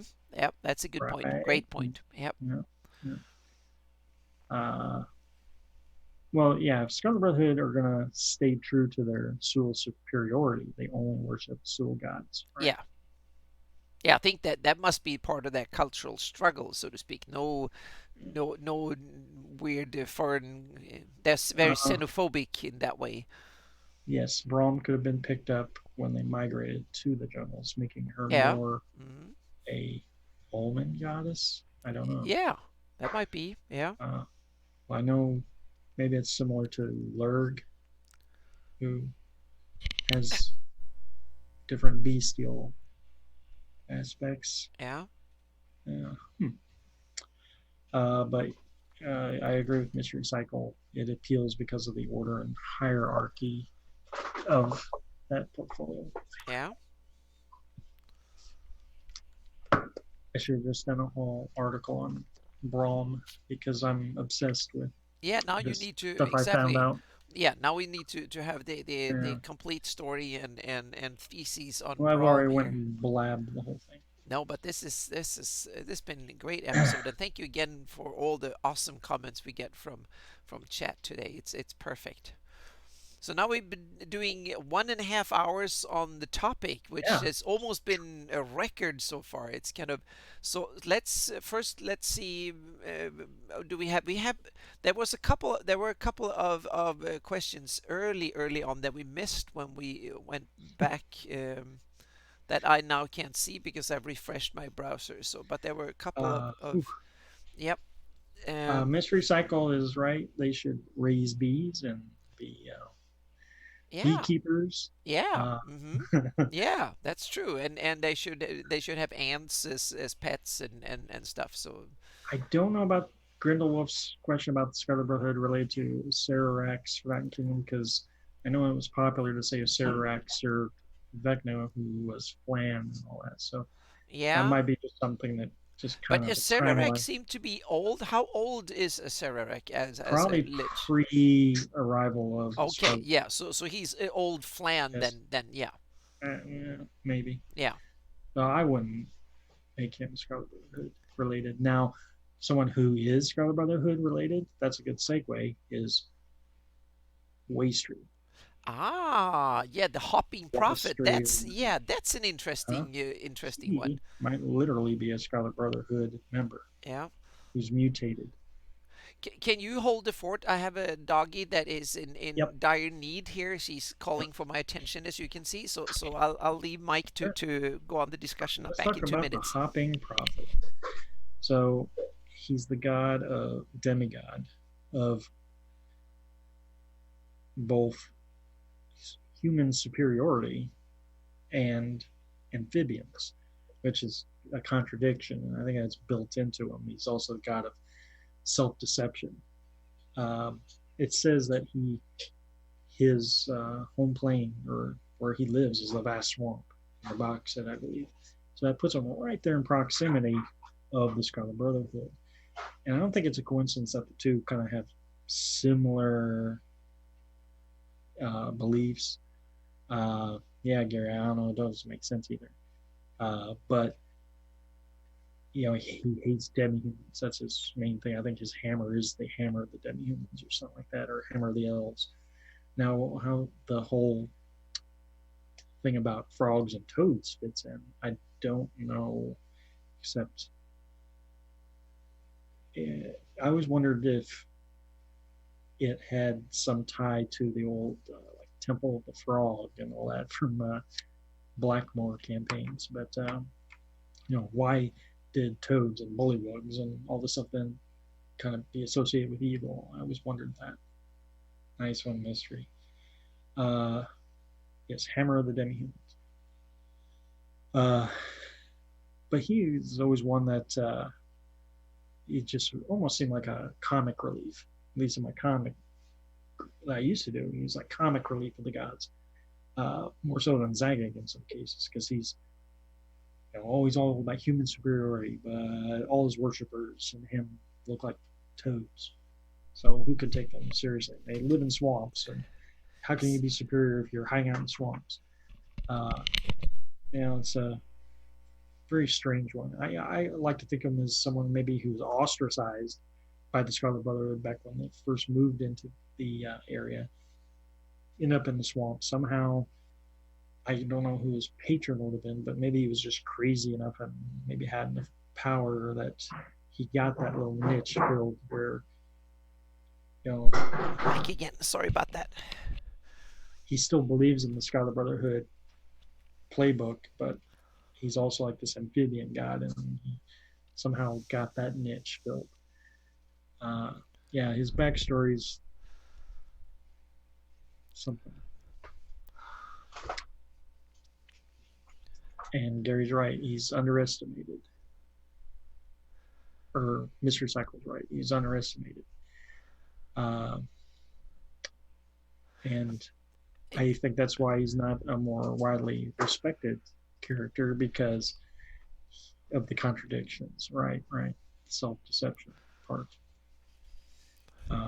But it's fun to have some of these kind of weird problems built in a bit. It's like it is in real religion. How can God be almighty and still allow all the evil in the world and stuff like that? These kind of theological discussions and stuff. So okay, now we have Yeah, yeah. yeah, yeah. He sees himself as human still.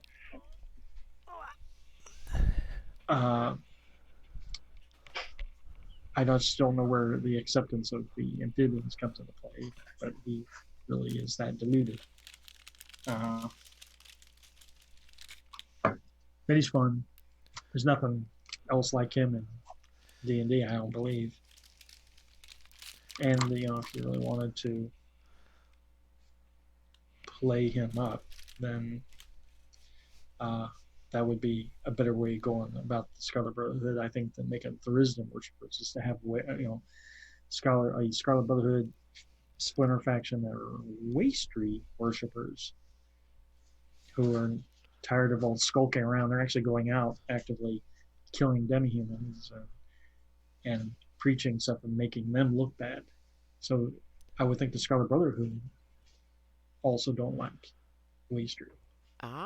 Yeah, because So it's one of these local kind of threatening little nuisance on the borderlands of there. Yeah. yeah, I mean they both want superiority, but they're just going about Yeah, it. and I don't think Scarlet Brotherhood likes any competition for power, so to speak. They don't want any rival power structures. Yeah, Yeah, yeah. yeah. So they don't probably like any cults whatsoever, and yeah, Well, one's not making them look good for sure. yeah. Of course, Waystry is supposed to be human superiority, so I don't think That might he's. be that it might be a way to control these pesky weird troglodytes and lizard folks and whatnot living out in the swamps. So it might be a Scarlet Brotherhood kind of subversive way of controlling them. So you never know. Yeah, And I agree with Gary. He should just be the god of bullywugs and yeah, things, mm-hmm. grung and Yeah, humanoid amphibians. yeah. Uh, But sometimes it's fun to sell a stupid idea and see if it takes off. yeah, that's what we get a lot of in this game. Yeah. Mm-hmm. We're used to doing that. Those leaps of logic. So we're still rolling along here, and Yeah. Mm-hmm. Waystree's he's in like all the major swamps. I think he's up in there in the cold swamp and the Hool marshes. I think he's pretty much got all the Yeah. swamps covered, right? And that Uh, we have a couple of deities, or one evil deity that we haven't touched that much on that yeah. we mentioned. It's Tiamat. We have the dragon Oh, god. So that's okay. another. Yeah, you have the Bahamut Tiamat, or yeah. Then when it comes Well, to the evil side, especially Tiamat, what's her role in because she's been very popular in there's been a number of like the what was it, Queen of cartoon. Dragons, so, and the Yeah. fifth edition Yeah. campaign and stuff, so Tiamat is very popular generally in fantasy, so Yeah. yeah. Very well known, Hmm. dragons. Who doesn't like dragons? Yep. Why isn't that more integral to Greyhawk? Yeah. Uh, well, I think part of that problem, for me, is that her home plane is hell. Yeah, she's kind of the guardian of the gates of hell in many ways. So there's part of that. It's like, well, she's not a devil. What's Tiamat doing in hell? Shouldn't Tiamat be on some Well, other she's planet? lawful Or evil, and she, yeah, she's kind of the yeah, evil cartoon. dragon, so I guess alignment I wise it works. Yeah, I don't know why she ain't more integral to the World of Greyhawk lore though. Exactly. She's not particularly integrated at all. And Uh, so the dragon gods are not. Bahamut is not that integrated either. It's something I think they came around in third edition primarily. That's when uh, they took off and became big well, and got yeah. studied out and all that, if I remember correctly. Tiamat was in the Monster Manual. Okay. Oh yeah, she was in the monster manual, even the first monster manual, so yeah. But Right. then she was just a powerful dragon, not really a Well, god. and much like your demon lords and your Yeah, archdevils that's and true. stuff, They were also it's on a there. Yeah. totally different Hmm. hierarchy, Yeah, and so that's there's true. no Yeah. clo- place for her pantheon as a goddess. Well, And it's she's kind of just evil dragons. It's the deity of the evil dragons. That's the kind of the way Grendel I was see right. it. I mean, Dragonlance was built completely around a Tiamat as an idea for an evil god. Yeah. Ran with that. Uh, Oh, and then you have Dragonlance. Yeah. Hmm. mhm. That is built around the I yeah. just It just comes down to the fact that you can't include Oh, they everything. made her chaotic evil in 5e. That's an interesting. That's a Uh, really interesting thing. They made her chaotic evil. So uh, that, but that means that her place in the at the gates of hell is kind of not. That's interesting because she was First kind of, plane of hell. Yeah, yeah, she was kind I of, don't know why they did that. Huh. yeah, I haven't really looked much in that. I played the fifth edition Rise of Tiamat, but yeah. I don't really recall ever being brought up what plane she lived on. Huh. Yeah, I guess she got old and cranky and didn't care much about rules. Just Mm. went off that. That's an interesting. Yeah. I think the mythological Tiamat wasn't that a chaotic, like a sea goddess Yeah, I from think it was from one of the Latin? older Babylonian, or one old, really Yeah. old god from. Yeah, it's a name that comes from old mythology, I Definitely not a think. lawful. Yeah, When you have five heads that are probably all like got their own that personalities, that doesn't she scream law. exactly. To me, it screams she chaotic by nature, so to speak, and Yeah. almost Yeah. all most of the is it the black dragon that is lawful evil by nature, or maybe neutral evil, but the red one is kind of chaotic. That is Now, the if you want to counterpoint to the paladin like Bahamut, then lawfully, you want the lawfully feminine, chaotic, should be that's what. chaotic. Yeah. Hmm. Yeah. Um, That was a good point. Babylonian. Very good point. Yep. Hmm. Um, yeah, they're only deities only to dragons, which I think that's changed now in fifth edition. That the dragon gods are more now becoming a regular selection for human Yeah. or Well, you humanoid. have all the dragonborn and all that Yeah, stuff that that too. comes in. So they kind of dragons have infested the whole fantasy world, and the whole fantasy, Bard. every fantasy setting is full of half dragons and dragonborn and lizardmen and all sorts of stuff. So yeah. There's actually a picture of Marduk choking out Tiamat in These and Demigods, I believe. Yeah. The original. Okay. Yeah. Yeah, so Tiamat, the cartoon, love it. Love that. Uh, love Tiamat. Yeah. If there was just more space to plop her down, see, that would be another one. I would love if there was a freaking five-headed, dragon goddess living up in the north instead of Ayus, because I think that would be much more fearsome. This is like, Yeah. you know, You could always make something that make I use a puppet of Tiamat and then solve that problem and not tell anyone. Yeah. missed opportunities. Yeah. Greyhawk's not really known for its dragons. We did a whole show on that. And it just doesn't have a whole lot of, we have a lot of iconic adventures, but we don't have a lot of iconic wizards, but we don't have a lot of iconic dragons. And I don't even think we could claim Tiamat as No, a Greyhawk. no, I don't think so. And we have a few that came in the Living Greyhawk and so on, but they're not really iconics. Not like we Sure. have, Nope. yeah. So Is not more like, iconic. yeah, not like we have Vecna and Ayus and we have liches and demi-liches A lot and of legends. yeah, Dragoth, I guess, is the closest we get to Who is a consort of Tiamat? yeah. Hmm. And Cuyus. Yeah. Volt. Sorry, guys. Any evil gods? Yeah, Still what have we forgotten? What have you don't? And no, Blake, we're not going to talk about egg wolves. She could be in a whole episode on her own. Mm-hmm. We could talk about like demons and Yeah. the Demonomicon or something. We could do a whole show. Oh yeah, that's. Mm-hmm. Yeah. Yeah, I have to talk about Lord Vuron. Yeah, Surely there's some evil god that we've missed.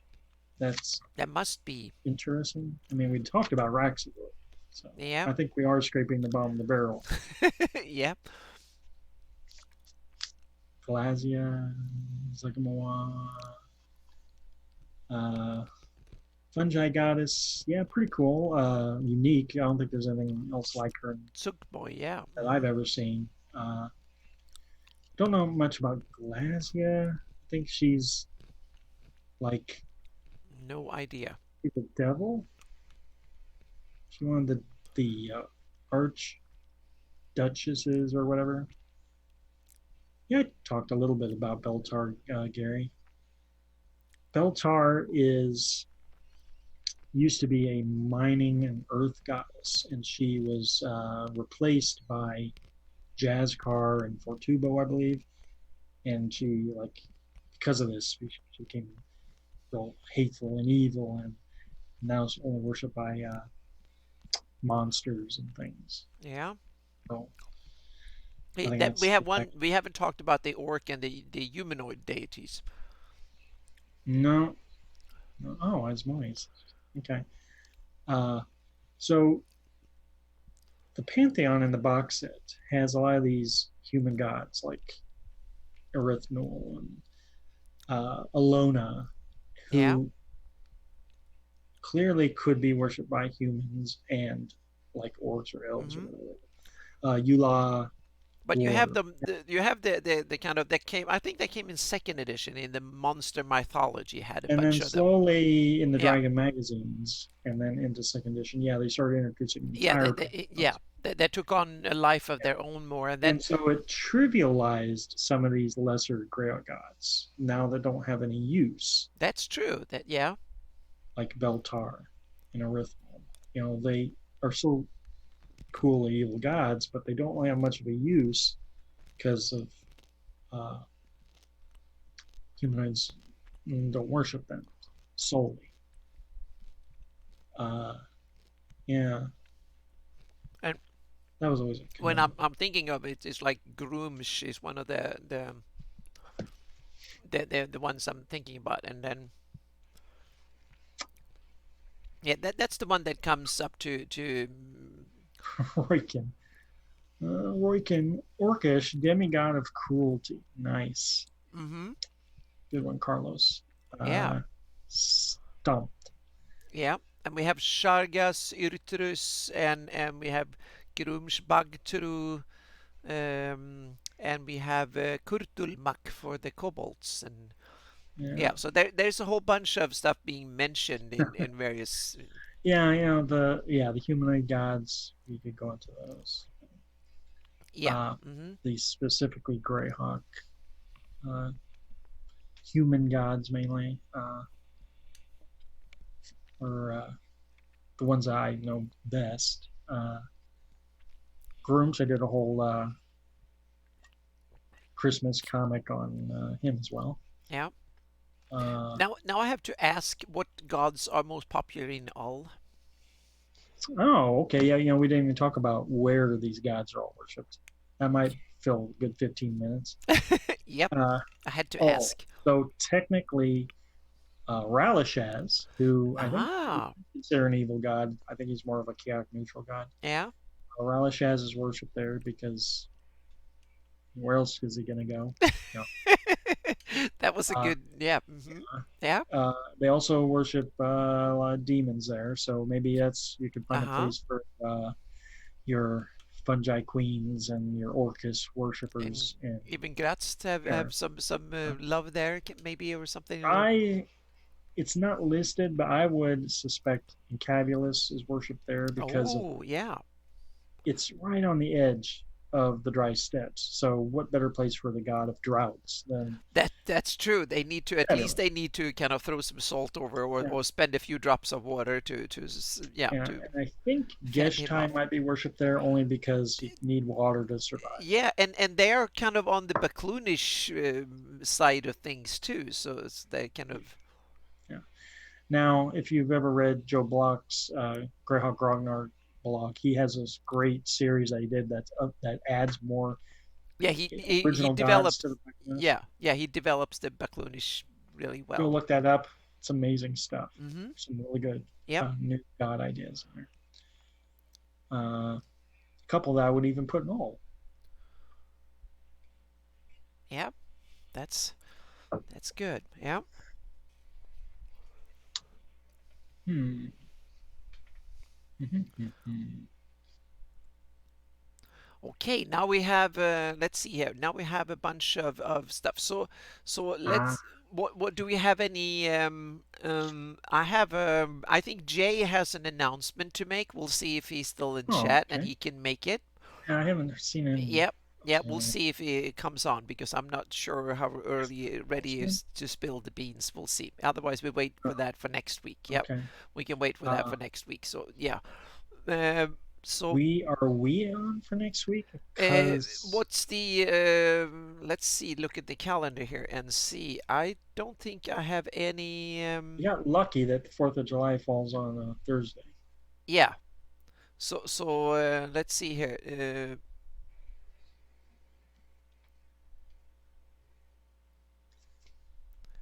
Yeah, we can do it. I have my photo club thingy, but that should be over by the afternoon. So yep. So I've always had that clash before. So that's the So we're. yeah. So we have to figure out something cool for next week. Do But we have any guests to be on? yeah, I have a couple in the we have a couple in the list that we need to see if we can get them on. So yeah. Mm-hmm. Because my throat's getting a little dry Yeah, from. you're the one being done most of the talking today. I just ask the silly questions This here. is more talking than I do Mm-hmm. like an entire week normally. Yep, yep. That's good. So we need, and we haven't had Carlos on in forever. So yeah, if nothing else, we might want Uh, to drag I, him I in here too for next week. always So like talking to him. yeah. Mm-hmm. Erutuvar, the wolf Ah, nomads. That's kind of there interesting. you go. Yeah. Yeah, Blake. Sorry, can't put a link in there, but I'll try to update my blog Greyhawkery and point the people out to that. Or Erutovar. Very Yep. nice, very nice, very nice. Uh, And I can say that what I'm up to is Attaboy, right Carlos. now I've been away for a week and I've been horrible at doing Greyhawk work the last couple of months because I've been so busy with Midgard and some other stuff. So but that is going to change after the Gen Con. So but up to Gen Con I hope that I can have my Saltmarsh area revision done, and Hmm. then that one will hopefully I can have that done, and I have a few other little tidbits and stuff that I will bring out during the month, but nothing big. And then I will have to dig into to um, the 576 map and a whole bunch of other stuff when I come back from Gen Con with a lot of inspiration because there is a whole bunch of new cool things, and it's less than a month to Gen Con. So that's the, Wow. yeah, it's less than a month to Gen Con, and Gen Con has probably more Greyhawk stuff this year than I've experienced ever.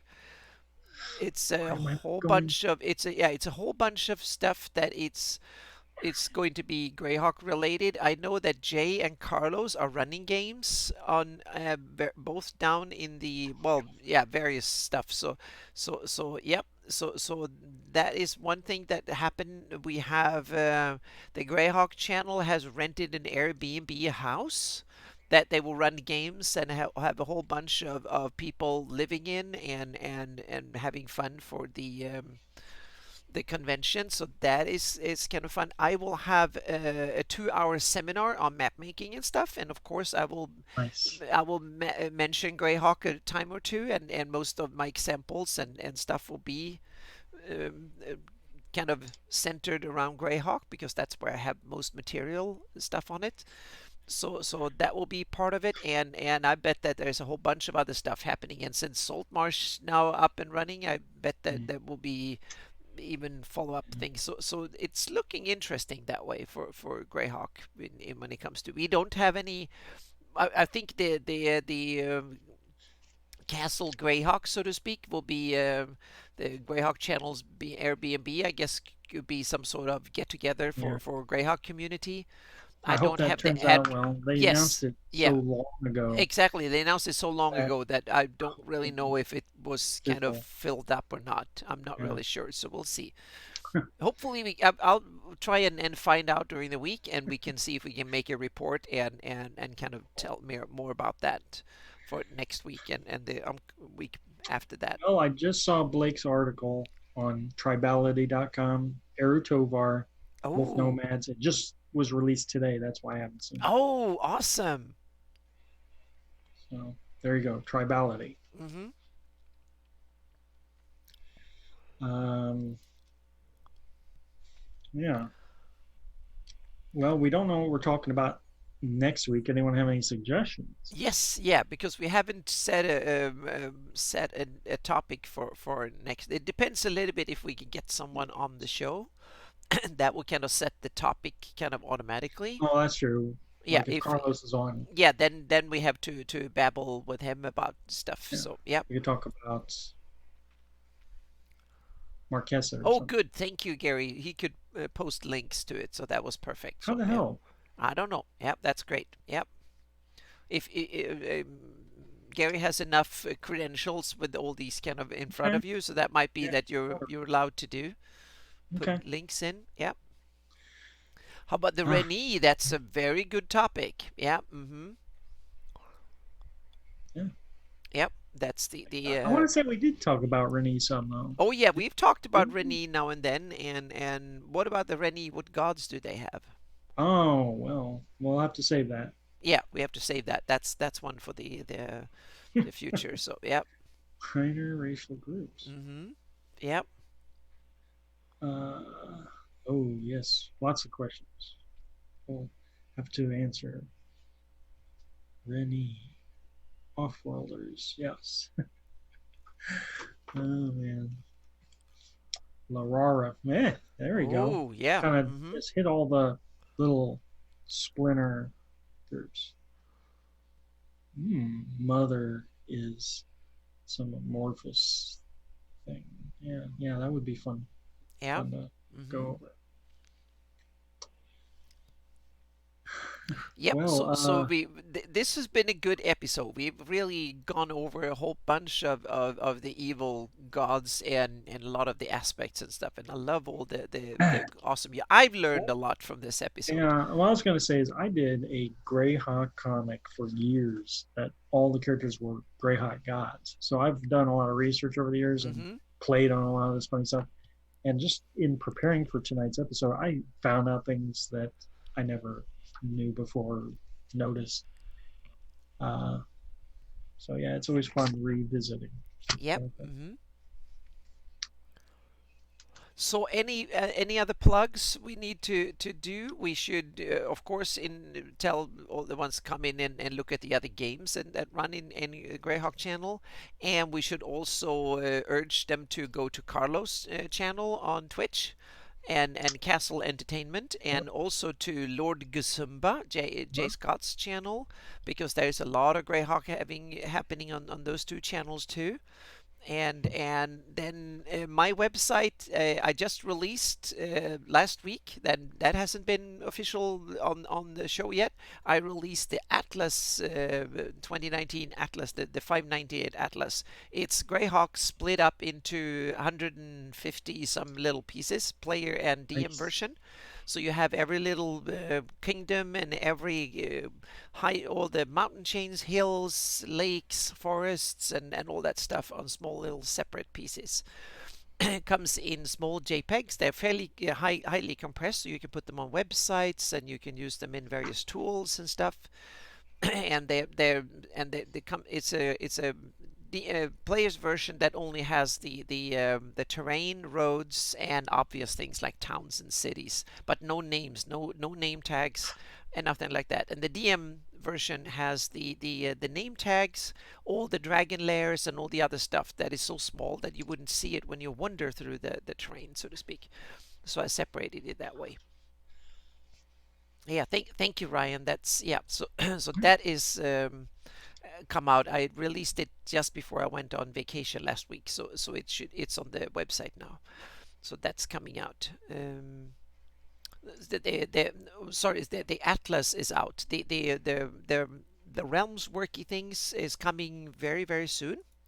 Yep. So the Atlas is the 71 pages for of the it's put up for the so it's 71 pages, so you can put it in 11 by 17 and print it out. So that one is available for everyone, and for my patrons, the Realms with 150 is out.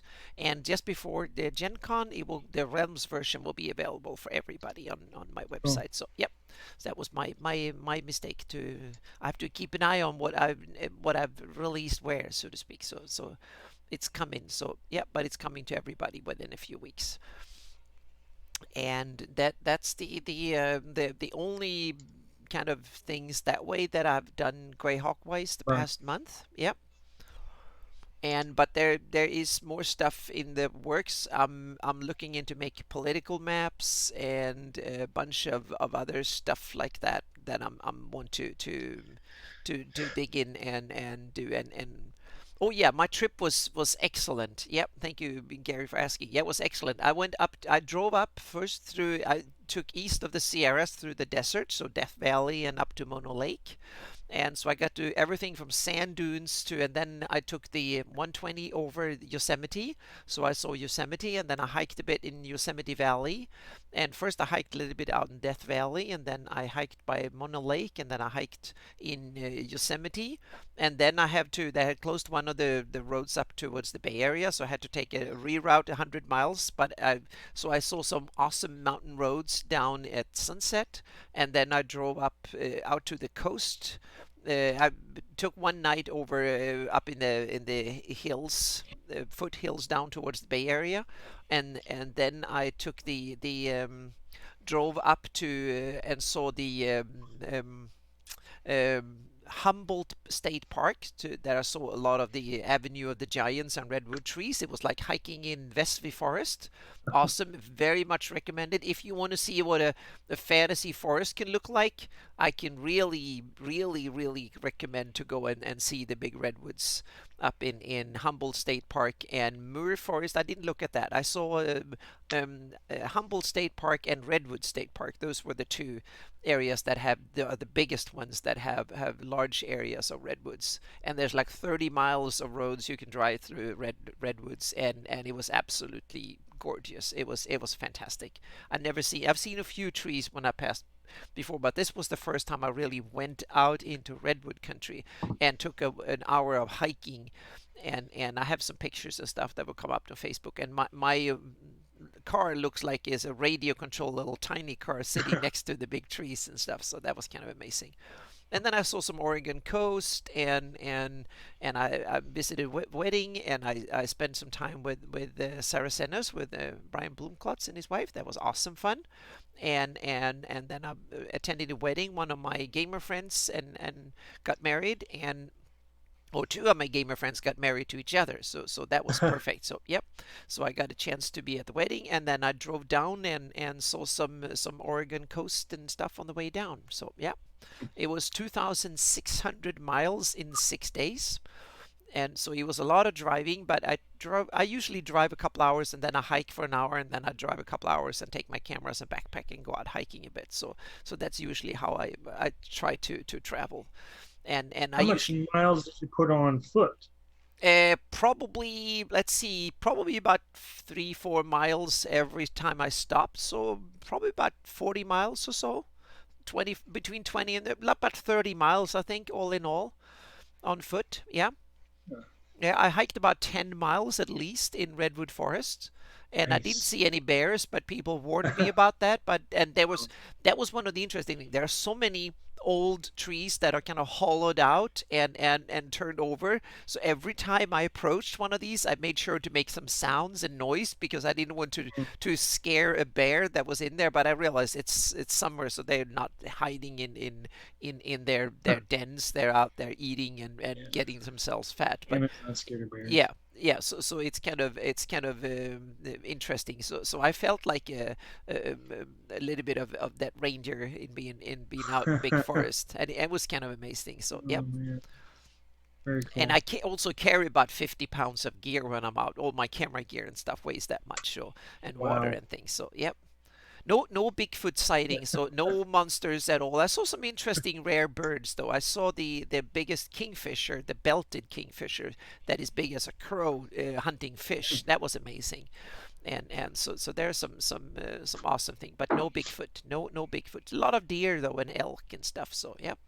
Any condors? Nope, no condors. I saw a lot of shorebirds, and I also saw a lot of things like puffins. I saw a few puffins. Difficult angle and difficult lights, no good pictures. But I saw things like guillemots and vultures seems to be everywhere Hmm. there. But unfortunately, not that many eagles and big things. And that's one of the interesting things. When you're in a redwood forest, the trees are so tall that you hear all sorts of birds sing and yell and scream out there, but you can't see them. There could be Just a whole elfin city up there, wow. and you can't see it because Nice. they're like 300 feet tall. So if you have tree houses and pathways and stuff between the trees at 200 feet up, you couldn't see them. So I can totally get it that you can walk in an elven forest and not even see them up there, and so that makes perfect sense to me. So Very cool. yep. So that was what I like to do on my vacation. So I like to look at terrain and look at the colors and textures and how it works. So I try to see how vegetation and redwoods, how they actually grew on old river banks. So they when you have the river valley, old river valley is usually much wider. The river cuts through, and then there is like a present river in the middle, and then there are usually floodplains on the sides. That's where most redwoods hang out, so to speak. So I tried to look at how they spread. And I took some pictures to see, so I can see where the trees grow and where the trees don't grow, so I can put that into my biomes on the maps and stuff. So that's kind of, yeah. Nice. I Oh think the tree in wow, my yeah, yeah, backyard's yeah, maybe Gary, that's cool. Way too, 30 feet yeah. high, but Yeah, damn, yeah. If 1,500 years, and it will be so large that it will be the half of your property. So, yeah, crazy. yeah. But that's awesome. Yeah, yeah. We Yeah, down here we don't have much. What they call forest here are like 20 feet high bushes or 10 feet high bushes. They call a forest. There's barely any trees. But now I've seen real forest, so that's good. So yeah. So but it's kind of, yeah. So I can really recommend the western United States up in the mountains and stuff for natural mm, beauty and for fantasy terrain, because you have some areas here are full of iconic things like sand dunes in Death Valley and Mono Lake. It's like Badlands and stuff. So there's a lot of inspiration from where orcs could hide out, and Yosemite Valley is kind of awesome that way. It's kind of yeah. It's simply just fantastic. Yeah. Must be why Hollywood made so many movies down there. Oh yeah, 'Cause it's perfect. Yeah, it makes perfect sense. You have almost everything within 5 hours of driving. You have almost every conceivable type of terrain. So it's kind of yeah. So it's very and it's very few areas are flat. So and those that are flat are absolutely completely flat, like salt flats and stuff. So it's kind of yeah. So it's very much recommended for anyone who wants to spice up their fantasy campaigns with cool terrain. It's really recommended. Okay, now I babbled 5 minutes past, so now yeah, we well, yeah. your trip was definitely a highlight of Yep, the. yep. That was yeah. It was my first vacation this way in a couple of years. So that was really yep. It was vacation with some. I studied terrain and stuff and take pictures of it. I always do, where snow falls and where glaciers hang out and stuff. So yep. So it's kind of fun. Yep. Well, let's go on and call it a night. Yeah. So I don't think Jay's Yep. alive anymore. Yep. So Uh, thank you so much. This has been an awesome episode simply from the amount of comments and good input we've had from all of you in chat and stuff. It's been awesome, fantastic. Thanks for everyone hanging in there Yep. and coming every So week. yep. So we will be back next week and we will see about the topic and stuff. We'll see. Hopefully we can announce it a little bit earlier than that same day or the next day.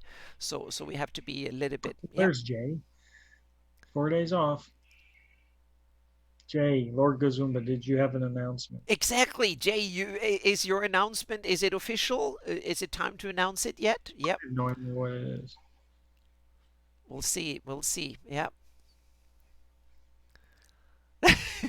I love that, Gary. Yeah, suck it, Bolo. Yes, I can do that. So yep. No pressure. Oh, awesome. Yeah. So the drum roll. Yeah.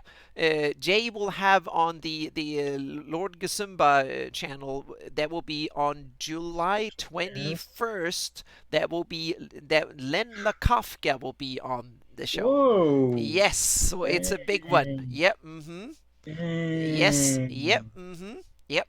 Oh. Yep. Yeah. Jay told me. I think it was last night. He sent me a Discord thingy. So yep. So that's awesome. So Gary, now you know your duty. You have to come out here and talk too. Yeah. Because we. Yeah. Mm-hmm. And yeah. Wow. Yep. Mm-hmm. Man. Yeah. I Yep. missed that. Yep. So we'll hopefully we can have him on Legends and Lore show too. We will. I'll really. We will Oh, try yeah, our best. And yep. ooh, Yep. So it's kind of fun. We starting to get some names from Greyhawk fan from history of Greyhawk and nice. stuff. So yep. So and I have a couple of other ones we might be able to see if we can get them All to right. come out too. So yep. Okay, but that was the last of announcements for this week, and it was a big one, so that was perfect. Yep. Yep, Darlene, I will definitely. We need Okay. to ask her and see if she can come on too. That will be. Yep.